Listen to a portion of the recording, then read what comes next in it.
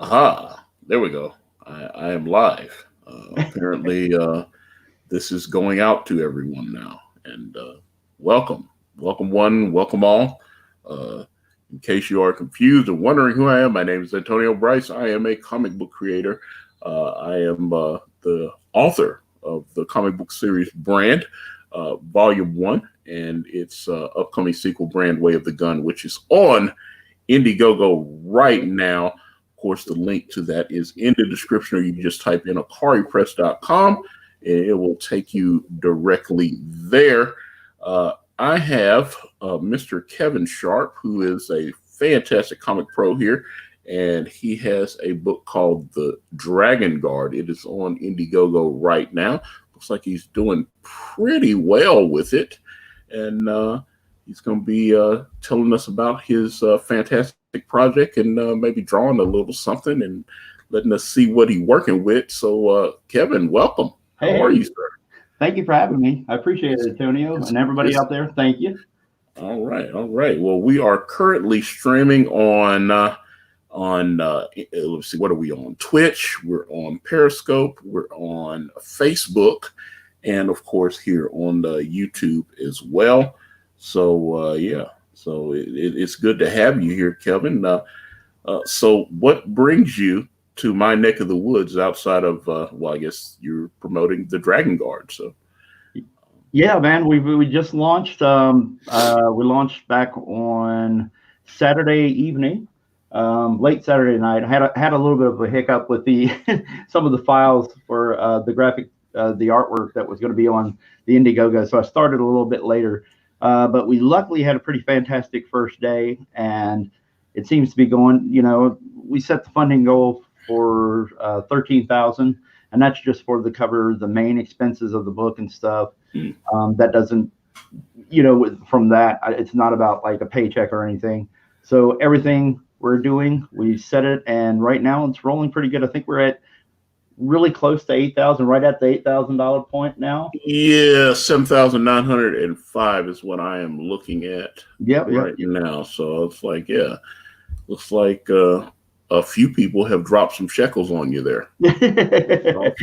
yeah, and we've got just some great, you know, some images up there for everybody to check out. I've been promoting it and streaming it. The idea for the book, I hadn't had a chance to do a lot of fantasy stuff, and I'd finally gotten a little frustrated because I'd been circling the drain on some Masters of the Universe type stuff, and I was doing stuff for DC, or I was talking to some people at DC, and then that kind of fizzled out, and then later. Earlier this past year, back in 2019, right around August, there was an offer that was given to me and then quickly pulled back from me to do some, you know, some Masters of the Universe related artwork for packaging and some of the toys that are getting ready to come out, like they're going to launch. I think it's the Masters of the Universe Origins. Yeah,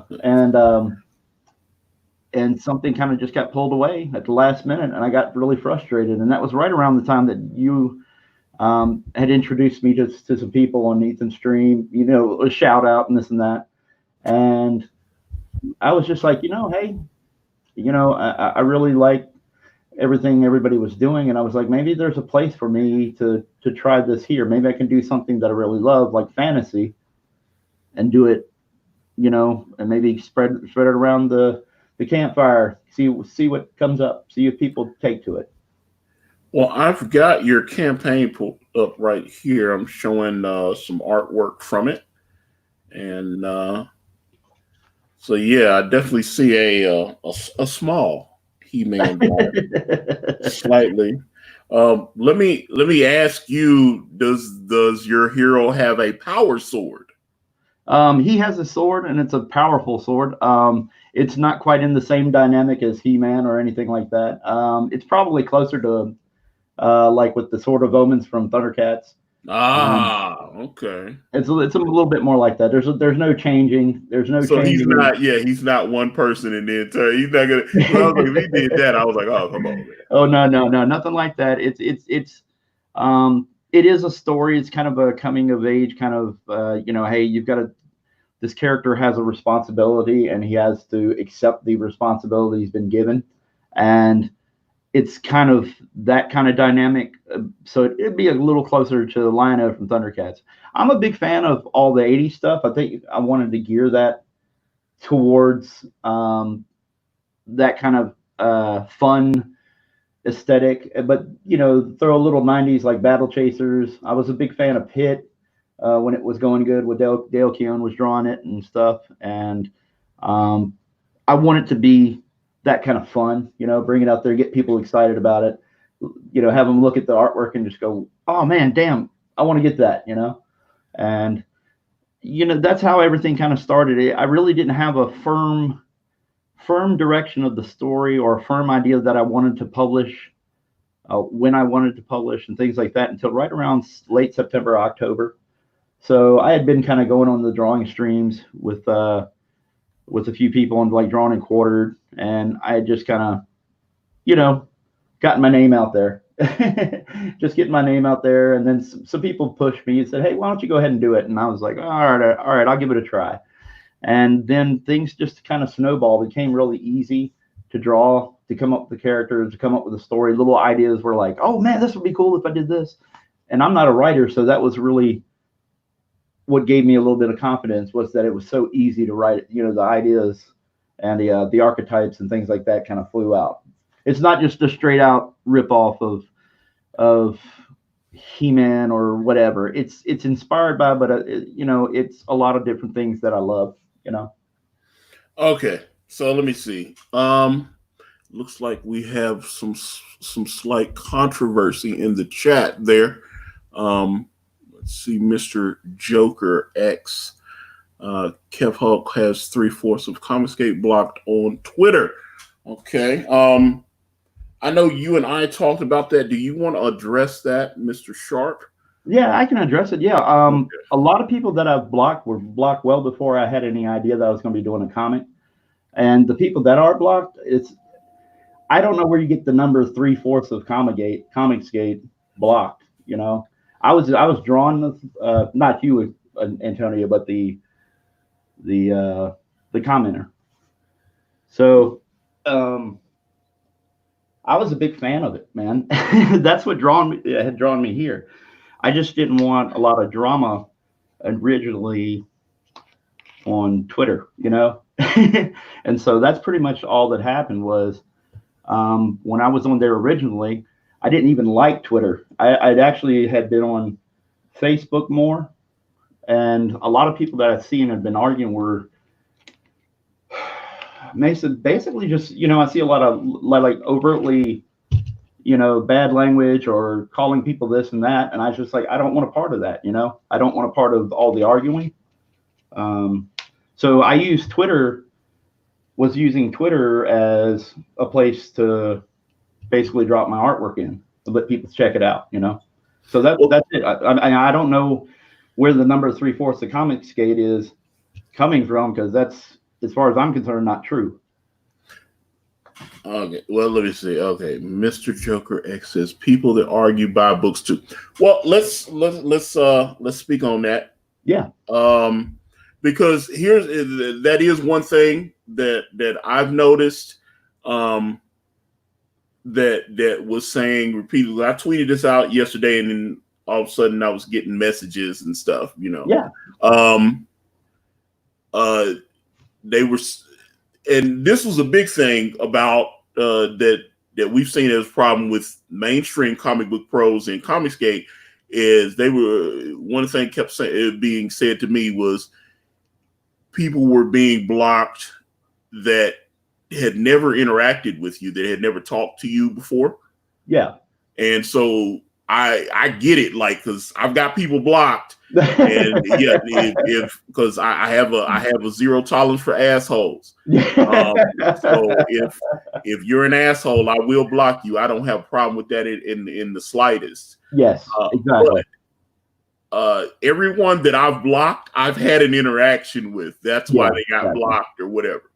So that is, so I get that, but some people were saying you use a block bot or whatever. I don't even know what a block bot is. I couldn't tell you. So, if I had seen somebody cursing somebody out and just calling, some stuff, I'm like, dude, I don't want to interact with that, and it's not let me put it this way. I did the same thing on Facebook with certain people. I'll even give you an example, like me and Mike McMahon. I don't know if you're familiar with Mike McMahon, who's drawing U.S. Assassin.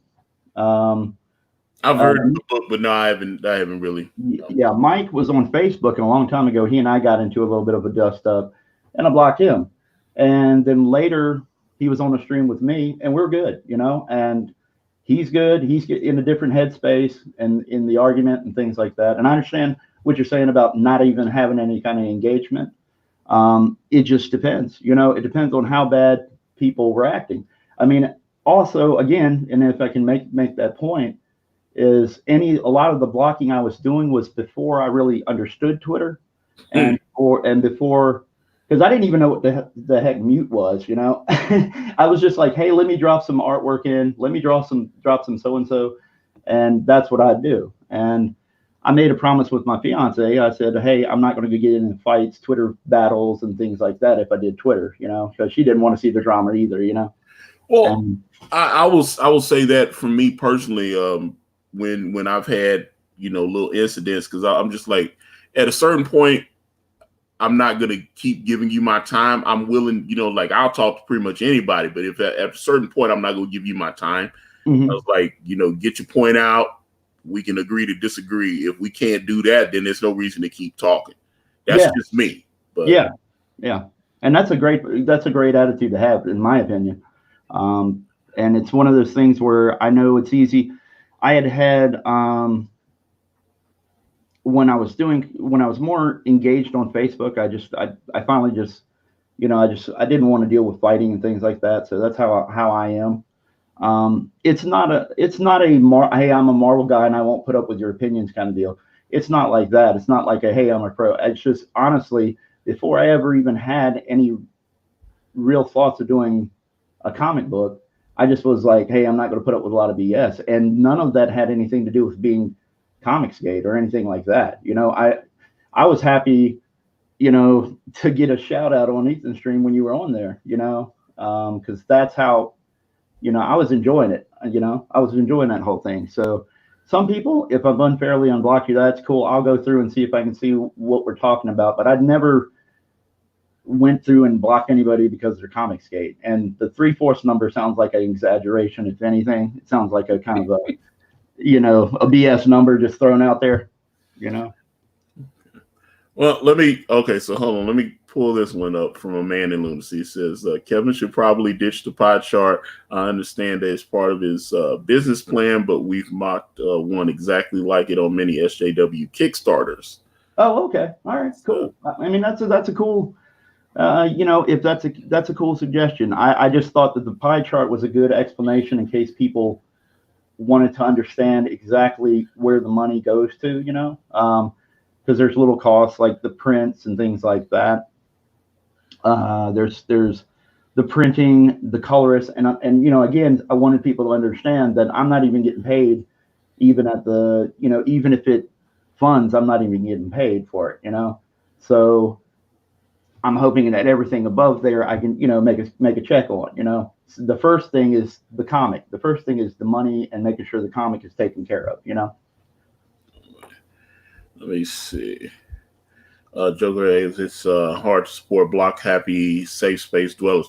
Well, Joker, you have the right to support or not support. I always say speak with your wallet, because I certainly do. But he's here. Yeah, I'm here on the channel. So this is what we're doing. I mean, he's here, and at least for the next hour, we're gonna be chatting. I mean, you're welcome to hang out or not, but I'm this is what it is, brother. I don't know what else, because after a certain point, I can't just let you take the chat over. I mean, you're apparently not happy. I don't recognize you as one of my normals. So, I got people that come here all the time and support this channel. So I'm going to focus on them, but you can hang out or not. I'm just gonna say that.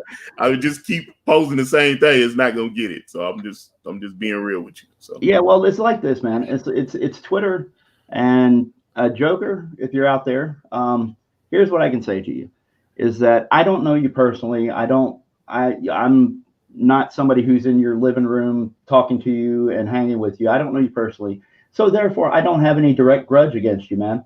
And if you want to, if you can give me some idea who you are, I'll unblock you. If it's something that you haven't, it's something where you've engaged some friends and attacked my friends. I'm not saying you are. I'm speaking of Joker, but I'm not saying you've attacked anybody. I'm not saying that. I'm just saying then, there was a reason why I blocked. I don't know what it is. So half the people, like there was what was Peter? I can't remember. Gilmore. Peter Gilmore. Okay. I honestly can't remember why I even blocked the guy, so I unblocked him. There's some other people that have cursed me out where I made I had a disagreement with them, and I blocked them then. But it's okay. I mean, if it's something, it's one of those things where I'm willing to admit that maybe I'm a little bit quick on the draw with the block, but you're a little trigger happy. Yeah, exactly. But I did that for my family, and because I made a promise to them that if I get on there, I'm not going to get on Twitter battles and crap like that, and that's why I did it, So you can either think that I'm lying and not like the book, or either you can at least try the book out, look at it, and then see if you like it, And that's all I can ask of you. I mean, if you're mad at me, that's fine. I don't know you, and I don't have any direct beef with you, Also. Well, Kevin, I have beef with you, man. I have beef with you for drawing all this art, and I'm like, let me go back because like I said, I don't want that to sidetrack the chat. I want to actually show what's going on, and after a certain point, it just doesn't. It just doesn't seem productive because, like I said, you're here. And I'm not gonna be like, oh, let me kick you off the channel now because you're here. Yeah, exactly. So this is what we're doing, and so okay, I've got it pulled up. This is the Dragon Guard. This is the art. Who's doing your colors? It's a fabulous guy by the name of Alonso Espinoza, and I've known him for a while. We've doing like collaborations. We do prints, and I'm paying him out of pocket. Before we did this, I had, had been paying him when I could make some extra money to pay for. I know you were working on this for a while, if I recall. Yeah, like getting the initial pages, and then trying to, like when I do Friday night auctions and stuff, and selling artwork, and trying to get money for him to draw the book. I mean, not draw the book, but to do the colors, and I'm drawing and inking the pages and things like that. So we're up to the 22 the last time I counted, 22 pages in, 48 page book initially. Okay, so it was 48 pages. Okay. Yeah, initially, but then we're going up to 60 with the stretch goal. I got to put the little stretch goal thing in, man. I tell you, Saturday was a complete, a complete just cluster. You know what? Well, it was crazy. Okay. So kind of, okay. So like I said, it seems you got like a He-Man, Conan type vibe going. Mm-hmm. Almost, I see the little symbol on his chest. I was like, I was definitely thinking some Thundercats. Yeah, exactly. As well. Yeah. It's blatantly a love letter. I have no problem saying that this is inspired by that stuff because it's what I have fun drawing. I'm going to take it to another level. I think that if you look back in the days where they had like Star Comics, and when DC and Star Comics was with the Marvel's like cartoon line of comics and stuff, is for people who didn't know.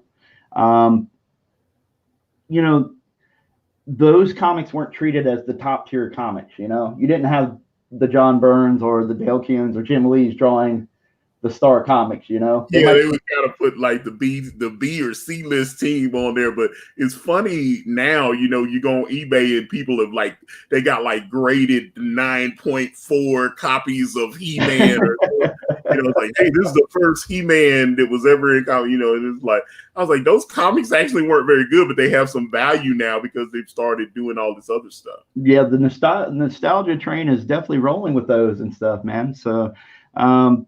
It was one of those things where I love drawing it, and I was hoping that maybe I could, to that genre that I've got to fix that file, but that genre didn't have, you know, the top tier guys, and so I want to kind of bring something to it. I'm not saying I'm the top tier guy, but I'm saying that I like to think that this is some of the best work that I've ever done, and that's what I want to bring to it. You know, I want to bring really fantastic, fun, you know, stuff to it. I want you guys to go look at it and enjoy it. You know, I've got more to come every week. There's going to be updates with artwork and things. I just this cover that I just did that I was showing on screen. I've got a couple. People save that because, like I said, I've got it on screen share right now. So let me. It will. Because I want to actually let people see you drawing and all that kind of stuff. So, cool, man. Yeah, but I wanted to showcase the. Hold on. Hold up. Let me get off of that because I was like, damn. I mean, it just covers. I was like, oh, that's crappy. I'm like, but I was trying to go through your tiers here. What the stranger in a foreign land or whatever. Mm-hmm. What is tell me about, that's why I was trying to like tell me about it's a digital copy. I just give them different names, little fun fantasy based names for the different tiers, except for that one, the instant classic. That's just basically your regular copy of the book. And then you got Tavern Made. Mm-hmm. Is that a different cover or something? Or is it the same price? That's it's a print set. It's a set of the two covers as prints. Oh, so no books, just prints? No books in that particular tier. Yeah, the drop down window will say it for everybody. Okay. Explain that strategy to me. No book. Oh no, but just for the prints, I'm getting metal prints made. It was just in case, you know, let's say, hey, your money's kind of divided, but you know, it was an idea I was throwing out there. Okay, well, I was like, okay, because you definitely want to offer them the book and then like add the prints as an add-on, right? Oh yeah, and then that's in every tier. Okay. That's why I was like, yeah. I was like, oh yeah. I mean, and I can show you. Yeah, I know. It was one of those things I was trying to debate around, or what can I do for people that necessarily, you know, where the money.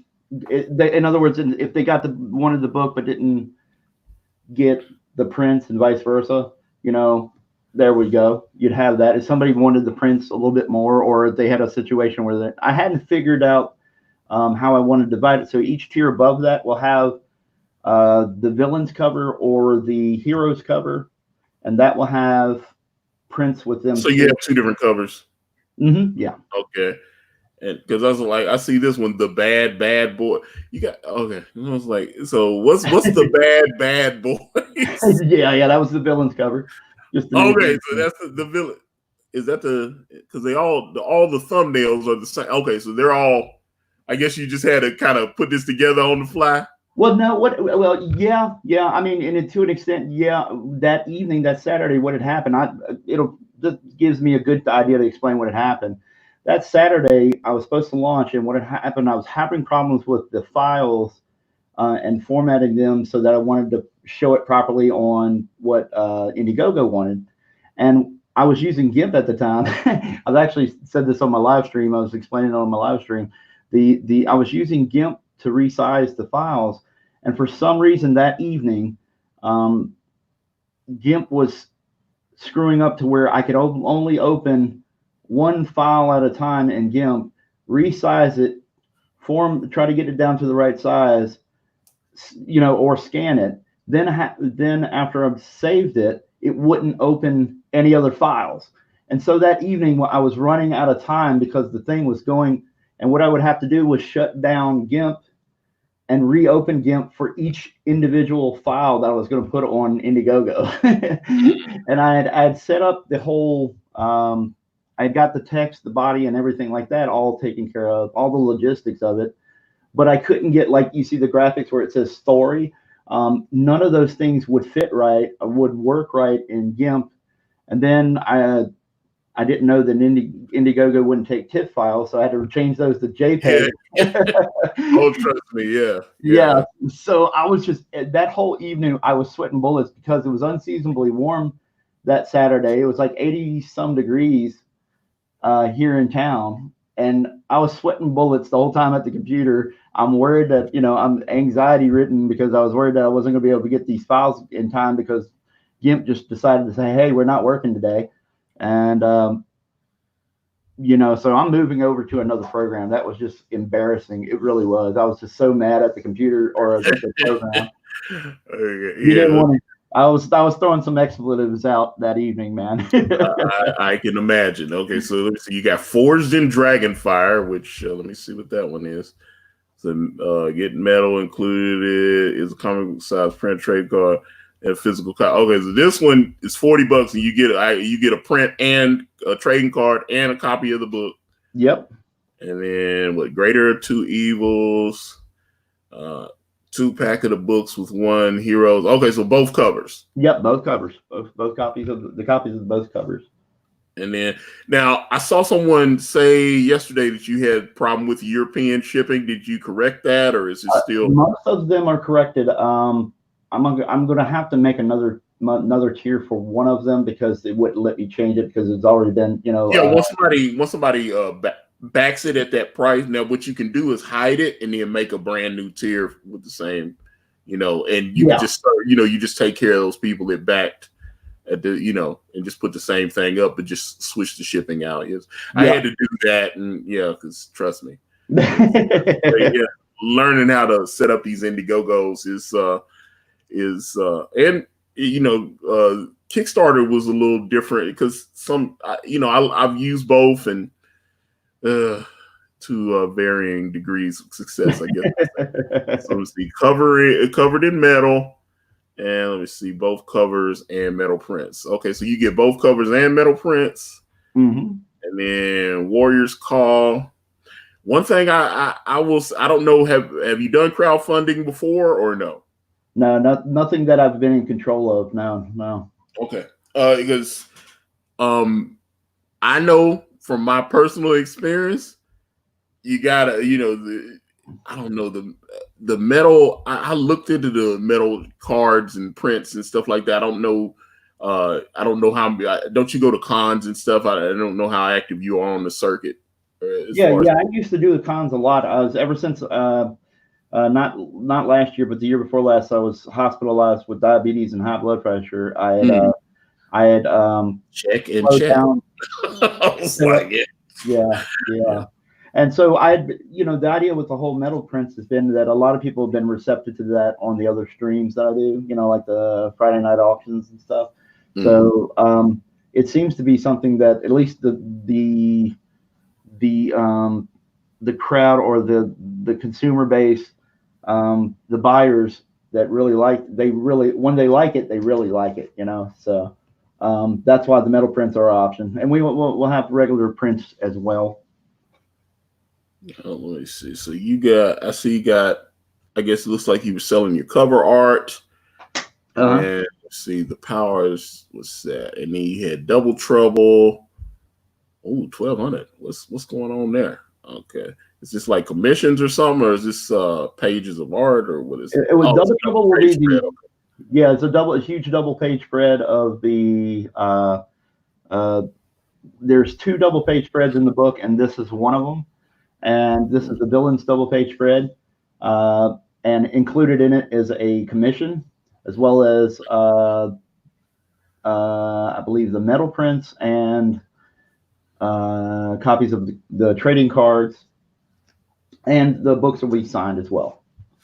And yes, this is Dragon Guard. Yes, this is definitely Dragon's Guard. So, but Hey, um, but hey, it is what it is. Um, But why this idea? How did you come up with? I mean, obviously you said it was like a love letter and all this kind of thing. Yeah, yeah. It's one of those things where I've wanted to do fantasy. I think some of my stuff looks really good, geared toward that. Some of my strengths. Certain people kind of tease me about the some of my guys are pretty huge, pretty jacked. So it plays to some of those strengths, and it's pretty exciting in that respect. And I wanted to do something fun. I got a little frustrated.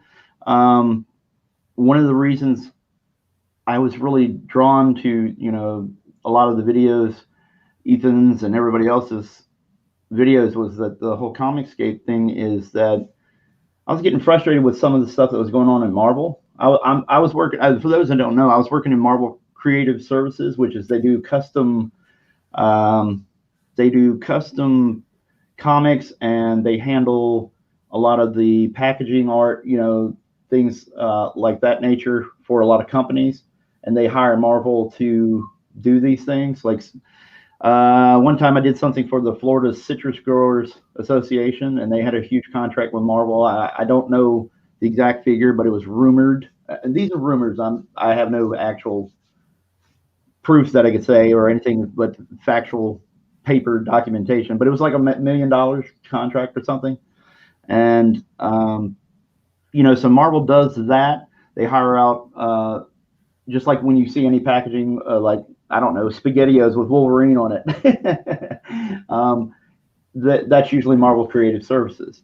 And I had done a ton of this work for them, and right around the time that work started to slow down, was right around the time I started seeing a lot of these editors posting things on Twitter and all that kind of drama about, if you voted for so and so, we see you, and this and that kind of stuff, and it kind of concerned me, and I thought that with Comicsgate, there was a little bit, an opportunity where I could go where I felt like I would be a little bit more accepted, as far as having a community of people that wanted to just focus on comics, not politics, Mm. I can understand that. I can understand that. And I've got the full screen on you, sir. Oh, And right. figured you could do a little sketching. And looks like you're what are you? Because I said there was a person I saw on Twitter, Yeah. and they were saying that they were inking your stuff. So are you inking this, or someone else? Did you have to hire an inker, or is it you kind of doing both, or what's going on? I'm inking the entire book myself. A lot of the images you see in there that are already inked are me. I am Jimmy Reyes was sharing. Jimmy, I can't remember the list of credits that Jimmy has, but Jimmy he does a lot of digital inks, and his stuff. I'll be honest with you, I wasn't a fan of digital inks. There's a lot of people that I like. I like the collaboration between between different artists and stuff when you have a different inker that meshes and stuff. So I didn't understand where digital inking was, but Jimmy showed me this stuff that he was doing, and I was like, wow, I couldn't tell you if that was digital inks, because it used to be in the day, for people that didn't know, is that all they really do with digital inks was scan it and then bump up the contrast or whatever it may be, darken the line work, and then clean it up. And if that's the case, it really wasn't, to me, it wasn't inking. But what Jimmy's doing and what they're doing nowadays, it's so good that there's brushes and things like that, that mimic brush lines and quill lines and things like that. So it looks really convincing and really good. And Jimmy just said, "Hey, I was inking Kevin's one of his covers. I had the pencils up, and he just took it upon himself to ink it." I was like, "Well, dude, you know what? I personally, I like that I'm getting better inking, but I hate my inks most of the time. So, dude, if you want to ink a cover, it looks good. It'll take some of the pressure off of me, and it looks amazing. So why not? What do you got? let me see. Okay, so you got both of those are interior pages. Yeah, well, this one actually is the villain's cover. You'll see that on Oh, so there. you haven't even inked that yet. No, Jimmy's got it. He's got the file. Yeah, he's got the file. Yeah, the reason I hadn't had it inked was I was looking to collaborate. I've been in contact with a couple of pro inkers, and one pro that I can talk about is Adelso Corona, who's inking Brett Booth on Bloodshot right now. Yeah, Bloodshot. That's why, and I know he also was one of the inkers. Although I think Rob had like 3 inkers on Deadpool Bad Blood. Yeah, he's inking. Yeah, and because one of them was Shelby Robertson.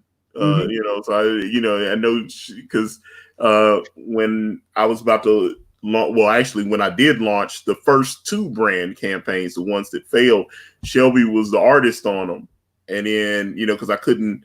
Kanan had done a bunch of art, but we couldn't come to an agreement. And so I reached an agreement with Shelby, and then, those campaigns didn't work out, and I was about to give up. And then, I talked to Kanan, and we ended up working out an arrangement. And I got him to come back, and then obviously the book took off. So yeah, Kanan's amazing. I love Kanan's work, man. You got a great book with Brand, and I can't wait to get my copy. I saw mine was shipped out. So yeah. I dropped off. Yeah, I dropped off a bunch of them. I'm checking my tracking numbers to see. Because they were just sitting at the post office, and I was like, damn, are they not going to actually? But then they finally went to Memphis, and now they're shipping out to different places. So I'm sitting there going, okay. What's one thing about, like, I shipped them media mail. Most of them were shipped media mail. The sketch covers I shipped out, had to put a little extra on them just to make sure everything got where it was supposed to go. But most of the regular, you just bought like a couple comics or something, I just shipped a media mail. So they just kind of let them sit back for a minute. They don't really prioritize those. Oh, yeah. But I'm learning that too with the whole media mail. So yeah, I definitely hear you on that, man. But I was excited to hear about it though, man. I was like, dude, I'm going to get the physical copy because I love the physical copies. I mean, the digital thing, I do buy some books digital, but I really love having them in hand and pouring over it because you guys got a really good book, man. It's a great looking book. Kanan's just tearing it up, and I can't wait to read it. Well, I say the print turned out pretty darn good. If I do say so myself. Matter of fact, let me do some quick some quick self promotion on them. So let me put it on me. Yeah, there you go. Yeah, I've got myself. I've been. So I got boom. There's regular cover, and then let me see here. I got all these books here. It's just all right. And here's the Santana baby cover. If you bought that one, and then here is the Manasseh Johnson cover. So yeah, we sold a decent amount of those 3. And I've been, dude, I got to be honest, though, sitting here for hours packing these boxes, it is interesting. But it was strange when I went to the post office and had to drop all because, I have a little dolly. I loaded up all the boxes on the dolly, and then, I had to roll in there, and it was they see me come in, and I had a whole stack of these, and I was like, wait a minute, do I need to check these in? What do I need to do? I say all the postage is already paid on them, and they were like, oh no, if the postage is already paid, they had these little piles that you could stick, like these boxes, these like big boxes that you could drop packages in. It's like, so I just dropped everything in there, so it was cool. And looking forward to going and making the next drop. Cool, man. Yeah, packed some more today. I'm going to be packing more. Yeah. So I'm looking forward to it. Yeah, it's making the Gemini mailers and all that stuff, and it's interesting. So are you actually you still penciling on in this stage, or are you so you're not ready to go into inks yet? Or I'm since I'm inking them, I kind of do it as I go. Like I'll draw a page, or I will draw a set of pages and then come back and do the inking. Um, and that's pretty much how my pattern of working on it goes. yeah, I was just, but I was like, because I didn't know if you were gonna do like the different quills and all. Like I didn't know, or but the other guy, what was it? Did we say his name was Reyes? The other, he was definitely doing digital. Mm-hmm. Yeah. So I was like, okay, but no, I love like sometimes I'll look at like Art T. Bear and he's inking, and I love the different because I like seeing the different the different pins, and when you have to switch, it's like, oh, I need heavier line weight here, thin lines, and I always love that because some people really can't ink. I've seen some people like do practice ink and it's like horrible. Yeah. I'm just saying it doesn't look good. So I don't know. Yeah, exactly. Well, that's the thing. I wasn't sold on digital inks, and then I had tried it. I'd went in and Procreate and some other programs and downloaded digital brushes and tried it, and I just wasn't getting it, and I couldn't understand it. I was like, how's this going? And I definitely just wasn't, call me a snob or whatever. I just wasn't sold on digital inking, and then along comes a few people. I saw something really good, and then Jimmy hits me up, and it's he's doing digital inks, and I'm like, man, those look really good. If somebody had showed that to me and printed it out, I wouldn't have guessed they were digital inks. And I was like, okay, dude, hit me up, contact me, we'll talk. Everything I'm spending for until the book is ready, as far as how they release the funds and stuff. Until that's ready, everything I'm doing with the colors and stuff is coming out of pocket, and I'm just, a certain company, I won't say who, is very late in paying me. And, Oh well. yeah, and the people that are waiting on me, so I can get a little further on this book. The people that are waiting on me, for so I can float them a little money for their work. They're waiting on me, and I'm waiting to pay them, and so it's frustrating. And so there's a certain amount, and so you guys backing and everything coming together the way it is, I feel a lot better. Well, it definitely seems that people are liking it because, yeah, like you said, you're almost at like $8,000. So, yeah. let me see. In the disguise says, when is this expected to be shipped? Are you talking about my book, or are you talking about Kevin's book? Because I'm assuming you are still working on your book. Yeah. Yeah. So mine is shipping right now, as I just mentioned, but you may have put that in before. But if you're talking about him, obviously you can clarify. Oh yeah. The book definitely ships. It's going to ship out, printed in September, and looking at and shipping in October, as far as everything goes. Now the coronavirus has taken a big hit on some of the printers. Like I know Transcontinental had a delay. I would say I would definitely Mixum did our print, and Mixum did our print, and everything worked out. They printed a bunch of stuff for us. They printed the little mini prints that are going in everybody's packages and all that stuff, and they printed all the comics, and fair price. It's printed in the U.S. Quality of the print is outstanding. Oh wow. So yeah, I could not recommend them enough. So yeah, I've actually looked into them, at least as far as getting their quotes online and everything. And I did not know that they do print, so I'm gonna definitely. Oh no, yeah, they did right by me. I'm happy with what I got. Yeah. I'll definitely be using them on Way of the Gun. So. Oh, sweet.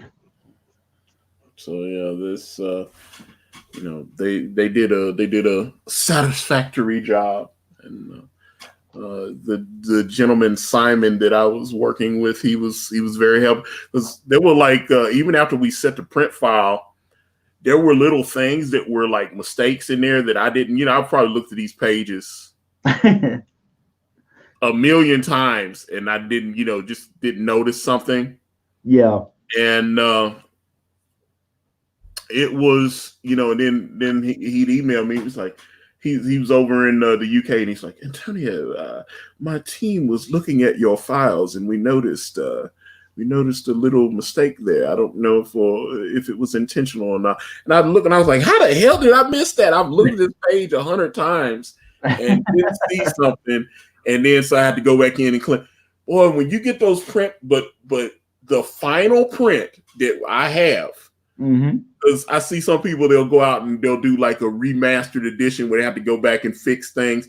I don't think there's anything. I've looked at the digital version of the book, and now I've looked at the physical copies of the book. It printed. I'm satisfied with the way it printed. All the colors are correct. All that, you know what I'm saying? Like, yeah, because I remember I was talking to our colorist. I was like, I don't know how I missed that when you colored it the first time. He's like, yeah, it was just a goof on my part. I don't know what happened. And I was just like, you gotta go back and fix all this stuff. So yeah, the whole thing. Yeah, who are you having coloring your book? Was it was Jesse Heege coloring it? I couldn't remember who was coloring your book. Well, we have a gentleman by the name of Kid Icarus coloring ours. Oh yeah, and he is now I know Jesse very well. He was one of he was actually he colored a lot of the original stuff when we launched on Indiegogo the first time. Oh, and then we decided to go in a different direction when I was publicly into the comic skate. Oh, okay, gotcha. So yeah. But matter of fact, there were a couple of people that we tested out colors on, and because I needed a new colorist, and I know John Malin actually gave me a contact for a couple of people. I think someone had colored him on Youngblood. What was the guy's name? Ross Hughes. He did some stuff. He colored some pieces, and it wasn't that he was bad. It was just, I don't know. And also Kelsey Shannon had tried to hook me up with some contacts and stuff. And it was, I don't know. Kanan's he's real particular on how he likes his colors and stuff. So. It wasn't like I said, I'd spent all this money on these test colors, and he was just, I don't know. Kanan pisses me off sometimes. He won't tell me he doesn't like something. I'd rather Kanan be honest and be like, look, I just don't like it. And sometimes I've started to figure out, like after nearly 4 years of him getting on my nerves, I have kind of figured out how to kind of tell when he doesn't like something. I go, okay. I was like, oh, okay, this is great. And what do you think, Kanan? And he'll go, yeah. What do you think? Instead of just telling me he doesn't like it, when he asks me, when I ask him a question and he just comes back with another question, I know that he really doesn't like it, but he just doesn't want to tell me he doesn't like it. Yeah. So at that point, I have to press a little harder, and I go, so you do like this? Well, and then he starts opening up and being a little bit more honest. He's like, well, it's not that it's bad, but some of the way the lighting is, and he said some people tend to overcolor me because of the shading I use or something like that. And so then we found Icarus, and we were very happy with Icarus. Oh. That's awesome. That sounds like Kanan's like me. Kanan strikes me as a really, really nice dude, and I don't think he wants to hurt anybody's feelings or anything like that. And I'm willing to hurt feelings for business. Yeah, I don't know. Like I said, it kind of irritates me because I was like, just tell me you don't like the shit so I can save the money. I spent hundreds of dollars on test colors, and he didn't like this one, and he didn't like that. I was like, God, man, it's irritating. Let's be honest. Yeah, it's so hard because it's like this. I had people ask me about that with thinkers and things like that, and at least if Kanan's thinking the way I'm thinking, it's like we see the grind, we see the daily thing, and we know that some of these guys are really busting their butts, and we don't want to, we don't want to hurt their feelings because we know it's like, hey, maybe it's just we don't mesh well and that's it. And we don't want to hurt anybody, but at the same time, when it's wrong, it's wrong. If it doesn't feel right, it doesn't feel right. Yeah, and I was like I said, we actually did our director's commentary when Kanan was out here. It was myself and Icarus actually was on the stream with us, and yeah, it was great. It was great to actually have him there and explain his coloring process. Had a few people that bought the director's commentary, so I'm doing it again for Way of the Gun. So it's good to have the whole team back, and like I said, was very, very happy with the way book one turned out, and all these colors and everything, just outstanding, vibrant colors. And if I couldn't get like a Kyle Ritter to color everything, then I'm very happy to have Icarus. And I thought he did everything that I've looked at. Matter of fact, just got a small infusion of cash to continue the next book. So I was like, hey, get back to work, because So yeah, man, your stuff is looking great, and that's the thing I want for Dragon Guard, is to be a good looking book that I can be proud of, because a lot of my stuff, when it wasn't, doing, a few issue runs, a lot of it was fill-in stuff, and I didn't really have a say, in any of the production. I didn't have a lot of people asking me, what did I think about this inker? It's like, hey, you got this inker, let's run. And it didn't matter if they didn't fit, or if a colorist may have been, you just didn't get that choice, and then that's the wonderful thing about this, is you guys are delivering a professional looking product, man, and it blows your mind with Kanan's artwork and the colors coming through and things like that. And you get to choose, you get to say, hey, this guy looks good on me, we're working together, Yeah, like I said, the team came together. I thought everything. And it's even better on the new pages, coming in, and we do it. I'm just really pleased with everything. So can't really bitch about how everything's turning out. And, I just want to get this next chapter. So it's it worked out. Everything worked out the way it was supposed to work out. Yeah, you gotta love it when that happens, man. I haven't had too many times in my life where it's worked like that, and you gotta love it each time it does, man. Well, it's strange because a couple of weeks ago, I had Richard C. Meyer and Chuck Dixon on. Oh wow! And they were promoting the Expendables book, which is what, I don't know, 200-some thousand or whatever. I mean, they've done pretty good on that campaign. So yeah, doing amazing. And I know they're going to do more Expendables comics, but the thing about Chuck, I had actually hired Chuck Dixon to write Brand. Oh, wow.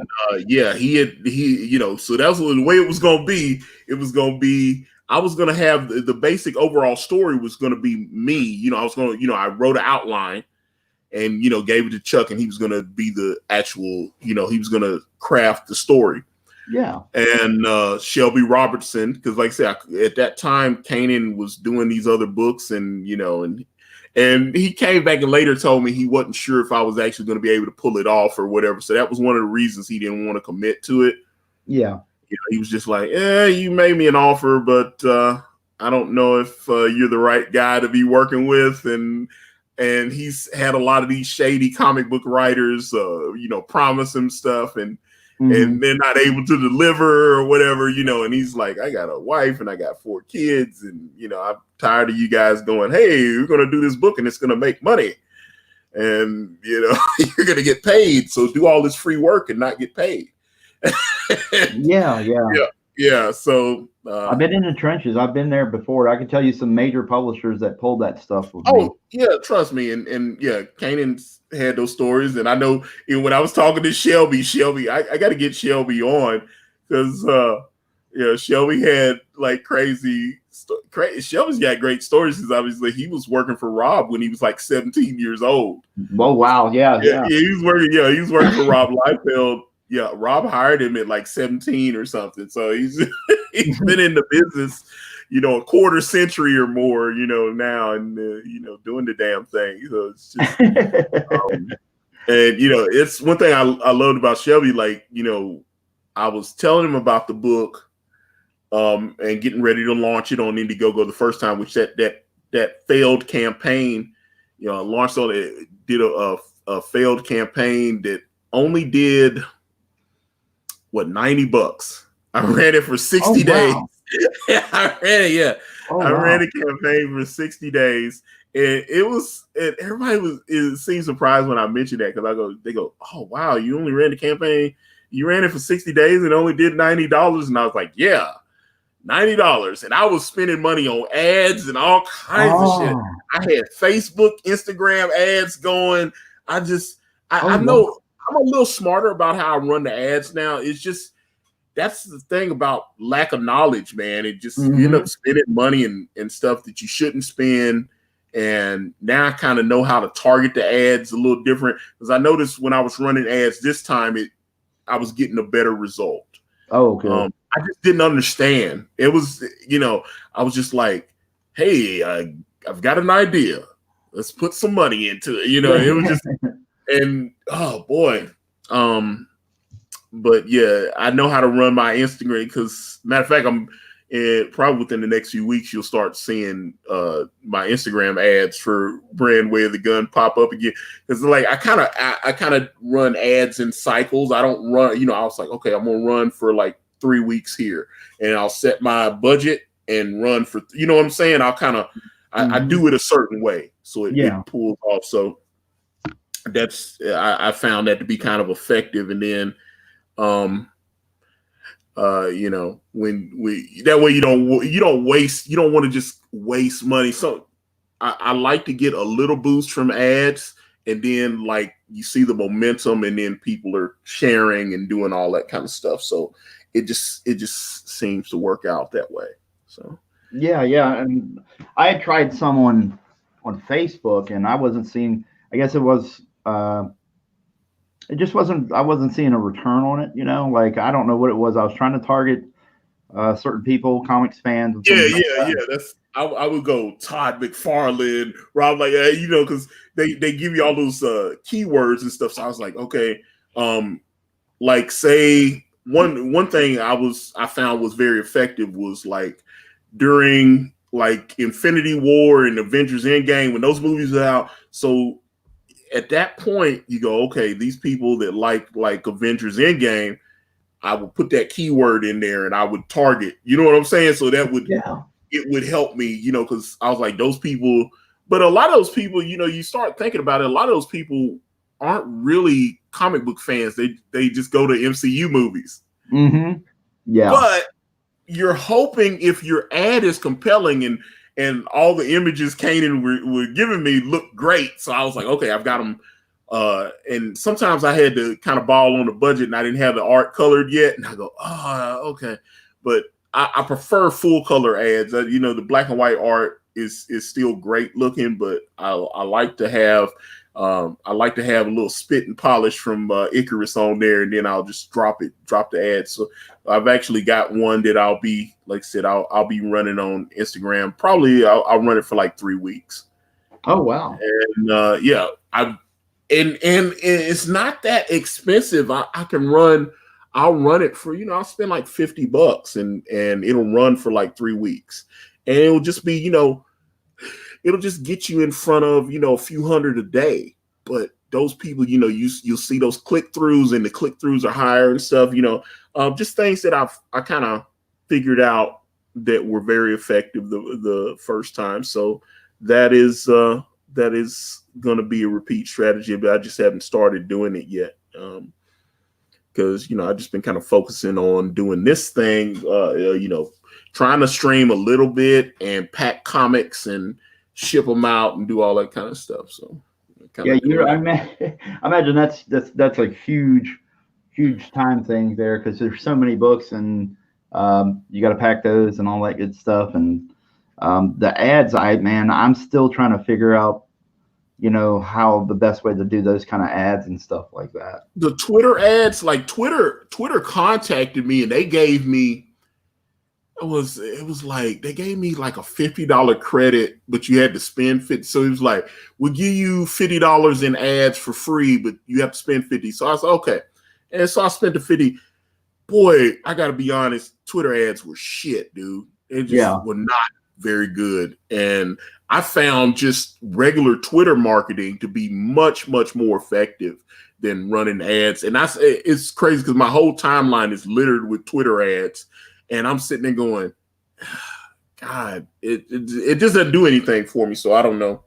I tried Twitter ads 2 different times and they were just not effective. They give you, okay, you got 3,000 impressions, and I'm looking at the click through, and it was very little, and at least not even the clicks that I did get. A lot of them were organic clicks; they didn't come from the ad. Oh wow! So, and you know what I'm saying? It was just people retweeting and stuff that didn't have, they were my normal followers and stuff. I was like, okay, this guy retweeted, but that person's following me already. So if it's what you're looking for is people that aren't following you to either retweet it or give you a follow so that you can remarket to those people again. That the whole thing, like I said, Twitter, I wouldn't spend money on Twitter ads. Instagram ads have been a little bit more effective, especially I've run on Facebook and Instagram together at the same, because I'll set up the ad and they have that option. It's like, do you want to run on Instagram as well? And I'll check the box and you'll get a lot better results, I found sometimes. Yeah, I definitely, any kind of input you have on that, besides, just now, looking at, I've never had any real success with the Facebook stuff and stepping up and trying to figure out. You gotta really target it, because that was one thing I remember. Even like talking to like Doug to Naple and stuff, like like a year ago, because he wasn't sure about. And I knew I had talked to Mike, and Mike had different varying results on his advertising and all that kind of thing. Here's one thing I recommend when you do the targeting. Because they just have a when you set it up, they just run it, what they call it, they run it network wide, and so they show it to everybody. Well, that's shit. That ain't gonna work for you. Yeah. So then I go in and I narrow that age group down. So I go, okay, say around 18 to 45, and no women, just men. And then I'll get, maybe US and Canada. Yeah. And I'll just run the ads there. Not that I don't have international customers, but the international, especially if I focus more on North America or primarily the US, because even shipping to Canada is an international shipment. So I will straight up target it to just that, like 18 to 45 male, and in the US, and it tends to work out a lot, and the people that are liking like Jim Lee or Todd McFarlane, Rob Liefeld, I'll put those little keywords in there. Do they like the X-Men? Do they like Batman? Do they like Green Lantern? I'll put those little keywords in there, and that tends to, I'll notice, especially like when the ads run on Instagram, those, I'll get more follows. So, oh, wow. So they'll end up following me. I've got almost 12,000 people following me on the Card Press Instagram. Oh wow! So Instagram has a way to advertise on there too. Yeah, you can Oh. you can you can either advertise directly through Instagram or go on Facebook and run a Facebook ad and then just check that because they own the platform. So Instagram and Facebook are the same company, so Yeah, you can do that. So it just depends on how you want to play it. But I target like I said, especially heavily US male comic, because they were running me like they were doing run a network, and it was just going every damn place, and it wasn't as effective. I know some girls that like comics, but I look at even my backers list, and most of my backers, I mean, heavily, like when I'm looking at my demos, it's like over 90% of my customers, and I had over about 2,300 people that back brand the book for book one, and they were like 90% of them were men. Do I have some female customers? Yes, but over 90% of my customers were men. So that's why I say when I set my ads up and I do my targeting, it just doesn't make sense to advertise to both men and women. It was just more effective to advertise towards men because most of the people that were buying my book were already male. So it just seemed like that's wasted dollars to run. Even if the woman is a comic book fan, I'm hoping that a guy will find the book and then get his girl that likes comics. Yeah, it's like, hey, look, baby, check this out, and then there you go. Yeah. So when I set my targeting up, that's how I do it, because it just doesn't seem to make any sense to do it the other way. Oh wow, yeah, man. Any kind of suggestions you're giving me, dude, I appreciate it, because I just have had little luck. I've done Facebook ads several times, and no matter what I guarantee you probably were just letting them run it network wide. You weren't targeting it and all this kind of stuff. I'm telling you, because I remember I ran the first. I used to go on Mike's channel all the time, and I was telling Mike, I was like, I'm running the ads and it's not working, and Mike was like, you're not doing it right. I've been seeing returns on the ads, and I was like, okay, so I went back in and I started looking, and I was like, okay, well, they're letting you target it. They're actually letting you can be a little bit more selective about the age range, because I used to have them at one point. I was like, okay, 13-year-old kids, they like comic books. So like if they're like 13 or 15 and they like comic books, and then I had to start realizing, I was like, I'm advertising on I'm advertising to Indiegogo. They're going to need a credit card. I was like, I don't know too many like 15-year-olds got a credit card. They talk their mom into it. So I was like, because that was one thing I noticed. I was advertising to like 15-year-olds on Instagram. I was hoping to kind of get that younger so that they would get it.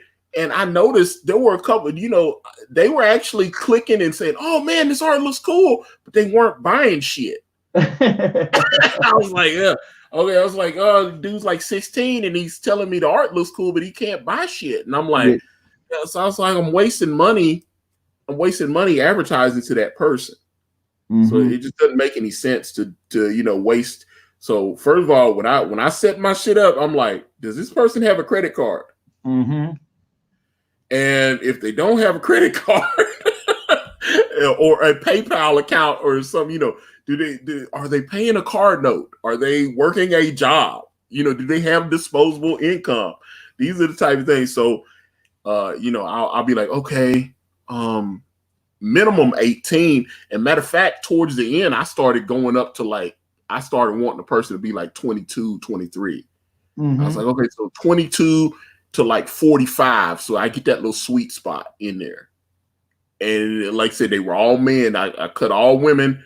Although now we're in that weird spot, because I noticed when I look at my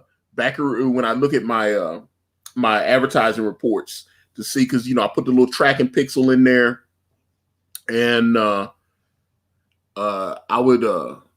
I started noticing that there were some people, you know how everybody, nowadays some people don't have genders, or they're non-gender by. Oh yeah. I would specifically like male, I want male, and then you some people would check other, And then they were like, "Is it okay if we show your ad to people that say other?" And I was just like, "Oh my God, you have to think about stuff like that now." It's like back then I was like, "I'm looking for men with credit cards that like comic books. That's what I'm looking for." People I can sell stuff to who can actually buy it, That's what I'm looking. Yeah, if you're 16 and you like it, and you're just like, "Oh, this is cool." I appreciate the fact that you think it's cool, but are you gonna actually? Are you gonna spend some cash?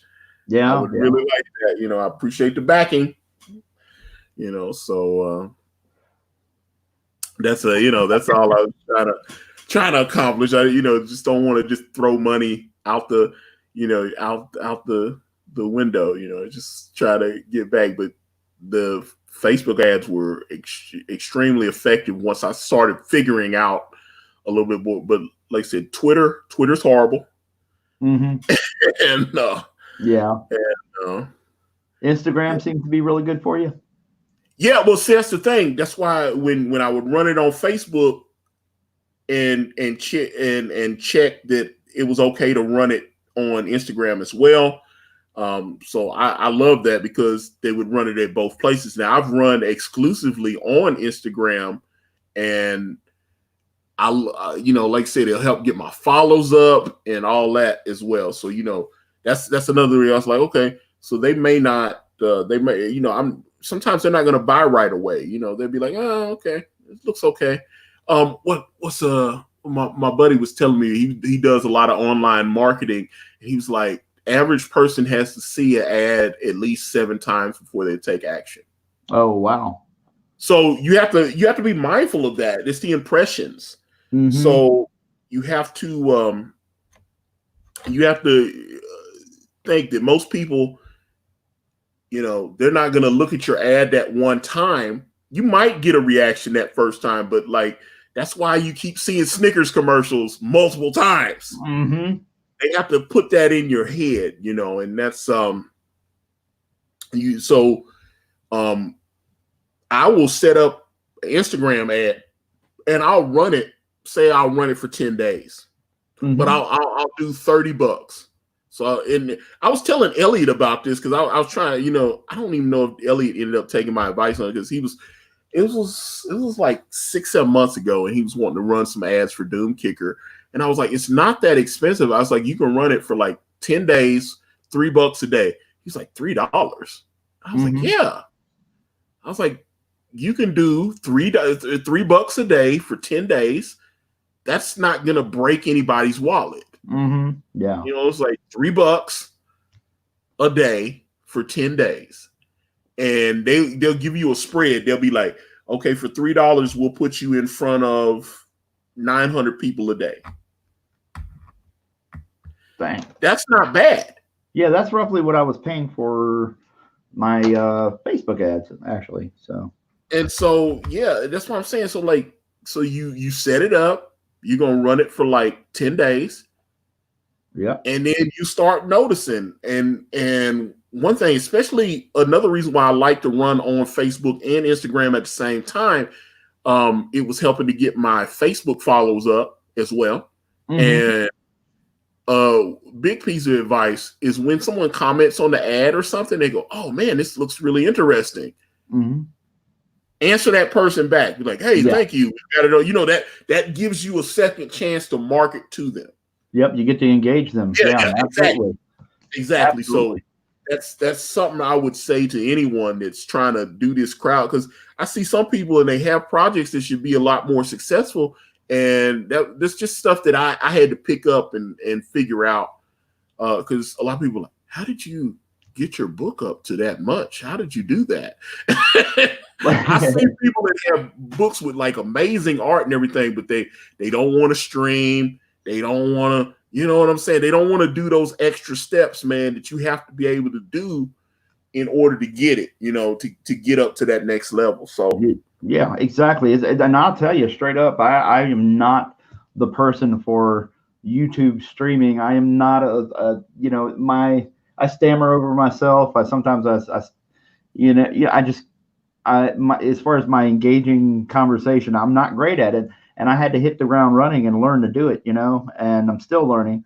And, it helped being on, like, I don't know, Drawn and Quartered, Quarters and stuff. Yes. Yeah, and for Friday Night Auction. Katie used to go on there all the time. Katie was on Drawn and Quartered a bunch, man. He used to be on it. I know he a couple months ago he popped back on there for like one night. But yeah, he used to go on there every week. He used to be on Drawn Quarter every week, Oh yeah, I love him, man. He, we talked to him when he was on, and after the stream, talk to him and stuff, and he's great, man. I can't say enough good things about him. He's a real nice guy, and so I can say horrible things about him. The worst people on the planet, and I do not like him. He is the worst person. And was he passing gas a lot while y'all were signing the books and stuff? And... no, he was eating up all my damn food though. I told him, I said, "Damn."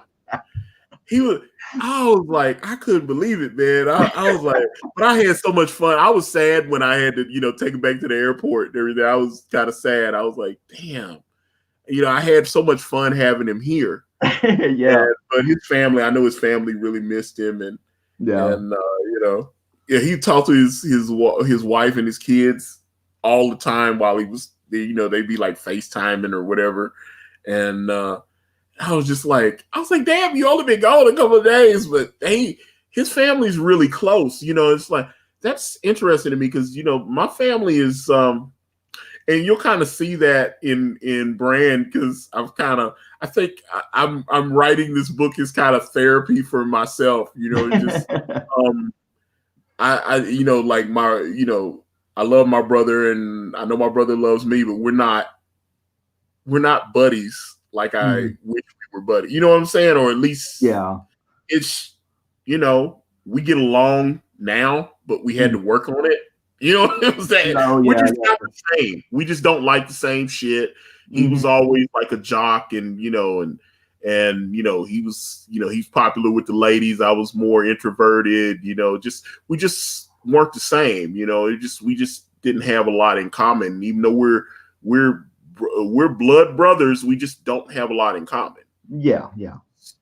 We can play some video games together sometimes or some shit. Like we both like video games, and it was just I just noticed it just seemed like everything came easier for him, and he was able to, which is like say he's been married for like 26, 27 years now. So he's been married for a long time, and he's got 4 kids, and and I'm living this bachelor's life, still out here hoeing, man. I shouldn't be doing that, but I'm just, hey, man, this is how I do it, I understand, man. Although my place looks like a war zone now, though. It's like it's kind of messed up because there's a young lady I've been talking to, and I'm sitting there going, okay, if it gets to the point where she's wanting to come over,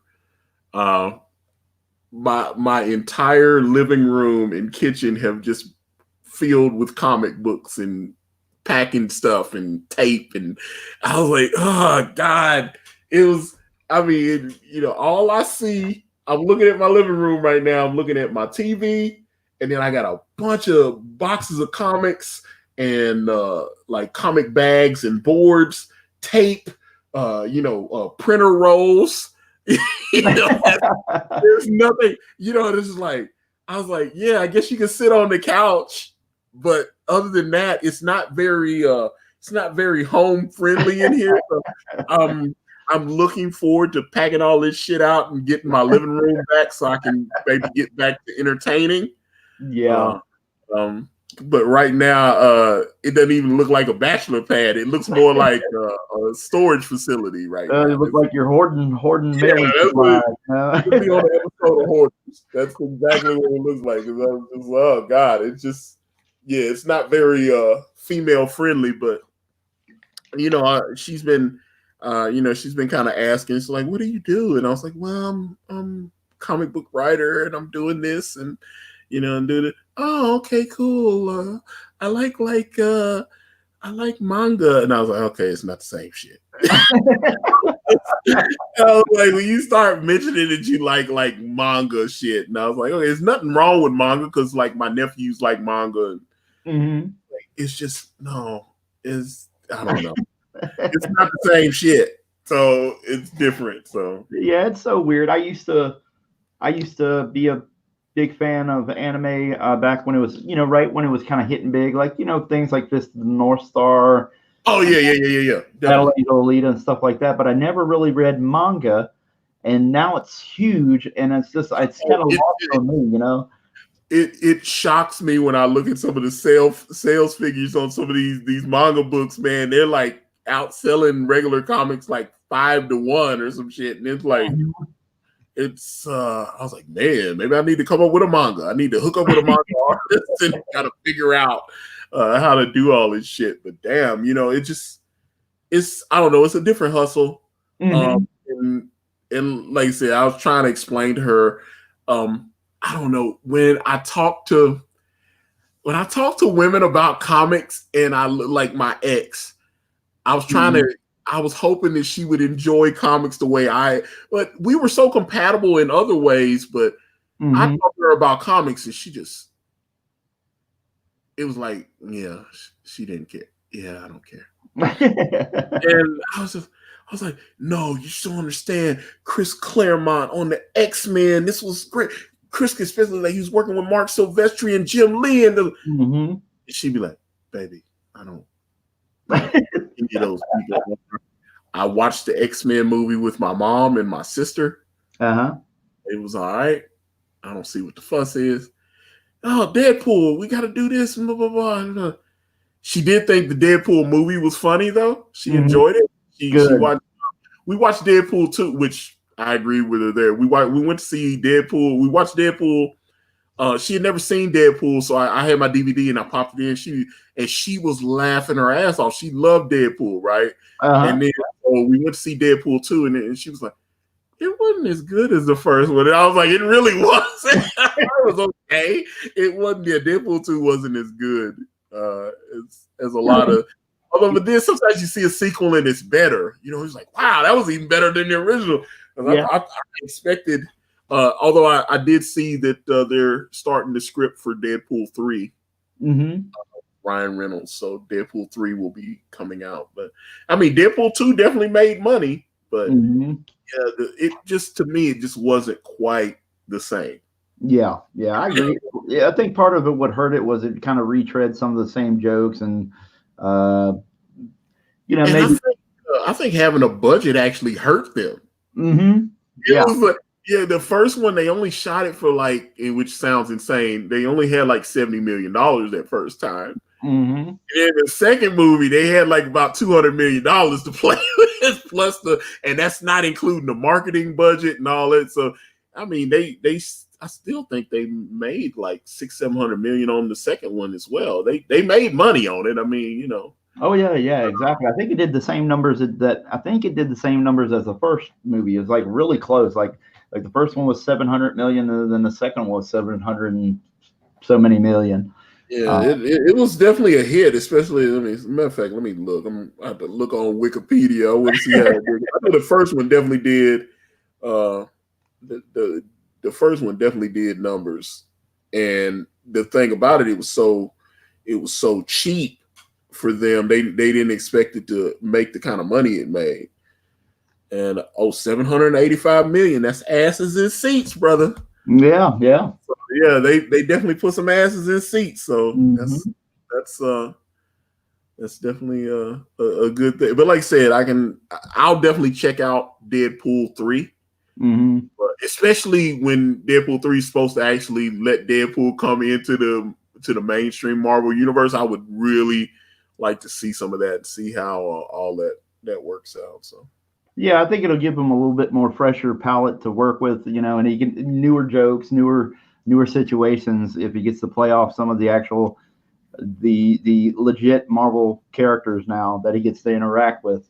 Before it was kind of, you just had only the X-verse to deal with, and well, that's the thing. Like me and Kanan were talking all this stuff, and what I'd really love to see is maybe we get finally get Wolverine into the X-Men, the main universe or whatever.